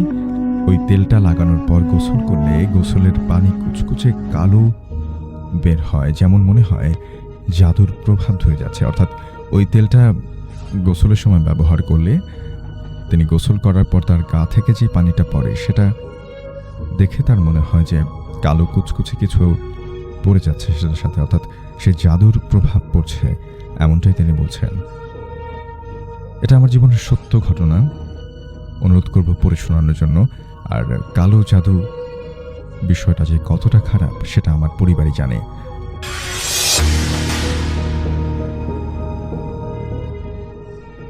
হ্যালো, আসসালামু আলাইকুম রাসেল ভাই, আশা করি আপনি ভালো আছেন। আমি জানি আপনি সব সময় ভালোর দলেই থাকেন। আমার নাম মোহাম্মদ রাজু মিয়া, আমার বাড়ি রংপুর বিভাগ, লালমনিরহাট জেলা, আদিতমারি থানা। ঘটনাটি ঘটেছে আমার এলাকায়, সেটি ঘটেছে আমার চাচার সঙ্গে। তো চাচা আমার প্রায় সমবয়সী। তো একদিন চাচা সহ, মানে চাচা সবসময় মাছ মারতো। তো আমি একদিন চাচাকে বললাম যে চলেন, আমি আজকে আমার কেন জানি মাছ মারার একটা মানে শখ ভাসছে, মাছ মারতে যাবো। চাচাকে বলতেছি, তা চাচা বলতেছে যে চলো মাছ মারবো আজকে। তো একটা জাল নিলাম, ফাঁসি জাল, আর একটা কোছা নিলাম। চাষা সহ আমাদের যে দোলা, মানে ধান ক্ষেতের যে জমিগুলো, সেগুলোতে আমরা চাষা সহ আর একটা হাতে লাইট নিয়ে চলে গেলাম দোলার দিকে। কিছু দূর পথ গেথে না গেথে আকাশটা ছিল সেই মেঘলা, ছিপছিপানি বৃষ্টি আর শিশিরানি বাতাস বইছে, আর ঝিলিক ঝিলিক করে আকাশের সেই মানে জ্বলতেছে, আকাশটা ফারাত ফারাত করে জ্বলতেছে আর কি। তো কিছু দূর যাওয়ার পথে এত খারাপ, মানে আকাশটা এত মানে এত বাতাস আর এত মেঘের ডাক আর হচ্ছে যে বজ্রপাতের চমকানি। চাচা ভয় আমরা একটা সামনে একটা মন্দির ছিল, কালী মন্দির, যেটাকে কালী মন্দির বলে, এটাকে পার হয়ে যাইতে হয়। ওইখানে একটা বড় বট গাছ, এই বট গাছের নিচে চাচা সহ একটা ছালা ঘর আছে, ওই ঘরে আমরা আর কি বসলাম। তো বসলাম ওইখানে, আবার ওই একটা মানে কে জানি সন্ধ্যাবেলা ওই তোমার কালী মন্দিরের এখানে ওই ডিয়ার, যাদের ডিয়ার তেল দিয়ে যে মোমবাতি জ্বলে দেয়, আকরবাতি জ্বলে দেয়, এগুলোর ঘ্রাণ পাইতেছি। তো আমার গাটা মনে মনে চাচাকে বলতে পারতেছি না, মনে মনে আমার গাটা মানে শিরশিরানি, মানে ভয়ে ভয়ে আতঙ্ক লাগতেছে। চাচাকে বলবো বলবো বলবো বলে বলি না। তো আমি একটু মানে প্রসাবের আমার একটু চাপ দিচ্ছে, একটু আড়ালে যে আমি একটু প্রসাব করব, প্রসাব করলাম, কিন্তু ভুল করে আমি সেই ওই যেখানে কালী মন্দিরের যে দৌড়টা থাকে, ওই দৌড়ের মাঝখানে প্রসাব করেছি। প্রসাব করে ওই বাতিগুলো নিভে গেছে, পানি মানে প্রসাব পেয়ে। তো ওইখানে আমার গাটা জানি কেমন ঝমঝমে শুরু করলো, আর একটা কি জানি একটা ভেতর থেকে এসে আমার শরীরে স্পর্শ করলো। আর আমার তখন মানে আমার আসলে স্মৃতি মানে শক্তি মানে কীরকম জানি আমার লাগতেছে। পরে যা হয়েছে চাচার সঙ্গে এটা আমি আর কি বলতে পারি না, চাচা বলছিল আমাকে আর কি। তো ঘটনাটি যখন এরকম হলো, চাচা একটু আকাশটা ভালো হলো, মাছ মারতে গেলাম চাচা সহ। তো চাচা সহ মাছ মারতে যা চাচা আমাকে ব্যাগটা ধরে দিছে, আর আমাকে বলতেছে যে বাবা তুমি এখানে জালটা পাতে দিয়ে আসো, আর এখন মানে আমি তাতে এদিক দিয়ে মাছ মারি। তো আমি জাল পাতা অবস্থায় আমি উছার খেতে মানে জমিতে জাল পাতাইতে পুরো একটা ডিগির মাঝখানে চলে গেছি। চাচা দেখতেছে যে বাবা তুমি ওইদিকে যাও না, ওইদিকে তো অথাও একটা ডিগি আছে, ওইখানে আবার জাল পাতা ছিল। তারপর না শুনে, চাচার কথা না শুনে আমি সেই ডিগির মাঝখান দিয়ে মানে জানি জাল পাতাচ্ছি, কিন্তু আমি তলাচ্ছি না। এরকম একটা আমার আন্দাজি একটা মানে ভয়ঙ্কর একটা শক্তি আমার গায়ে এসে জোড়া দিছিল। তো চাচা তো ভয়ে একদম আতঙ্কে একদম মানে শিউরে মানে অবাক হয়ে গেল। জালটা পাতে আসলাম, তারপর আমি পানিতে ভিজলাম না। চাচা তো একদম পুরো অবাক, বলতেছে বাবা তোমার কি হয়েছে? আর আমার চোখগুলো নাকি লাল টসটসে, মানে রক্ত মাখা, সেই মুখের ফেস কেমন জানি লাগতেছে। তো চাচাকে বললাম কই, আমার তো কিছু হয় নাই। তো চাচা হয়তো মনে করছিল আমার ঘুম ধরছে, এরকম একটা হয়তো চাচা কিছুটা হয়তো ইয়া মনে করলো না। তবে কিছুটা পথ মাছ মারতে চাচা মাছ মারতেছে, আর আমি কাঁচা মাছগুলো নাকি সঙ্গে সঙ্গে ব্যাগ থেকে নিয়ে খাইতেছি। তো প্রায় কেজি খানেকের মতো মাছ চাচা মারলো। ওই মাছগুলো নাকি আমি সবগুলো খেয়ে ফেলছি। পরে শেষে আমরা একটা নদীর কিনারায় এসে ওই আমাদের যে জালটা আছে, ওই জালটা চাচা তুললো। চাচা তোলার পর আমরা যে একটা রাস্তা আছে, ওই রাস্তায় উঠলাম, বাসার দিকে যাবো আর কি। ওইখানে এসে চাচা বলতেছে দেখি বাবা কতগুলো মাছ পাইছো বলে ব্যাগে দেখে, ব্যাগে একটিও মাছ নাই, সব মাছ ফাঁকা। আর আমার মুখে মাছের লাল রক্ত আর লাল মানে ফ্যাকাশে হয়ে দাঁতগুলো বড় বড় হয়ে নাকি আমি হাসতেছি, বলতেছি আরও খাইতাম যদি থাকতো। আর হাসতেছি ভয়ানকভাবে, একটা ভয়ঙ্কর একটা হাসি আর কি দিতেছি। তারপর চাচা বলতেছে তোমার কি হয়েছে বাবা? চাচা ভয়ে আমার থেকে কিছু দূরে যে লাইট মেরে বলতেছে যে তোমার কি হয়েছে? আমি তো কিছু বুঝতে পারতেছি না। মানে আসলে চাচা বলতেছে কই কিছু তো আমার হয় নাই। আবার স্বাভাবিক হয়ে গেলাম আমি। তবে চাচা ভয়ে বুঝতে পারছে হয়তো কিছু একটা হয়েছে। তৎক্ষণিক চাচা আর দেরি না করে আমাকে নিয়ে সঙ্গে সঙ্গে রাস্তার দিকে রওনা দিল, মানে বাসার দিকে আর কি। কিছুটা পথ যাওয়ার পথে সেই আবার ওই কালী মন্দিরের ঘরের সামনে নাকি আমার ঝাঁকনি দিয়ে আমি ওইখানে অজ্ঞান হয়ে পড়ে গেছি। তো চাচা তো ভয়ে একদম আতঙ্ক, পরে কি আর করবে, পরে চাচা ব্যাগে নাকি পানি মানে একটা ওইখানে আছে পুকুর থেকে পানি নিয়ে এসে আমার চোখে মুখে নাকি দিয়ে আমার জ্ঞান ফেরালো। জ্ঞান ফেরা অবস্থায় পরে আমি কিছুই বলতে পারি না এরকম করে বলে চাচা তো বুঝতে পারছে, পরে নাকি আমাকে একটা বড় হুজুরের কাছে নিয়ে যে ঝাড় পোকা দিয়ে নিয়ে আসছে। পরে রাতে আর এরকম কোনো সমস্যা হয়নি। তো রাসেল ভাই, এই ছিল আমার চাচার আর আমার ভয়ানক ঘটনা। যদি ভালো লাগে অবশ্যই শেয়ার করবেন।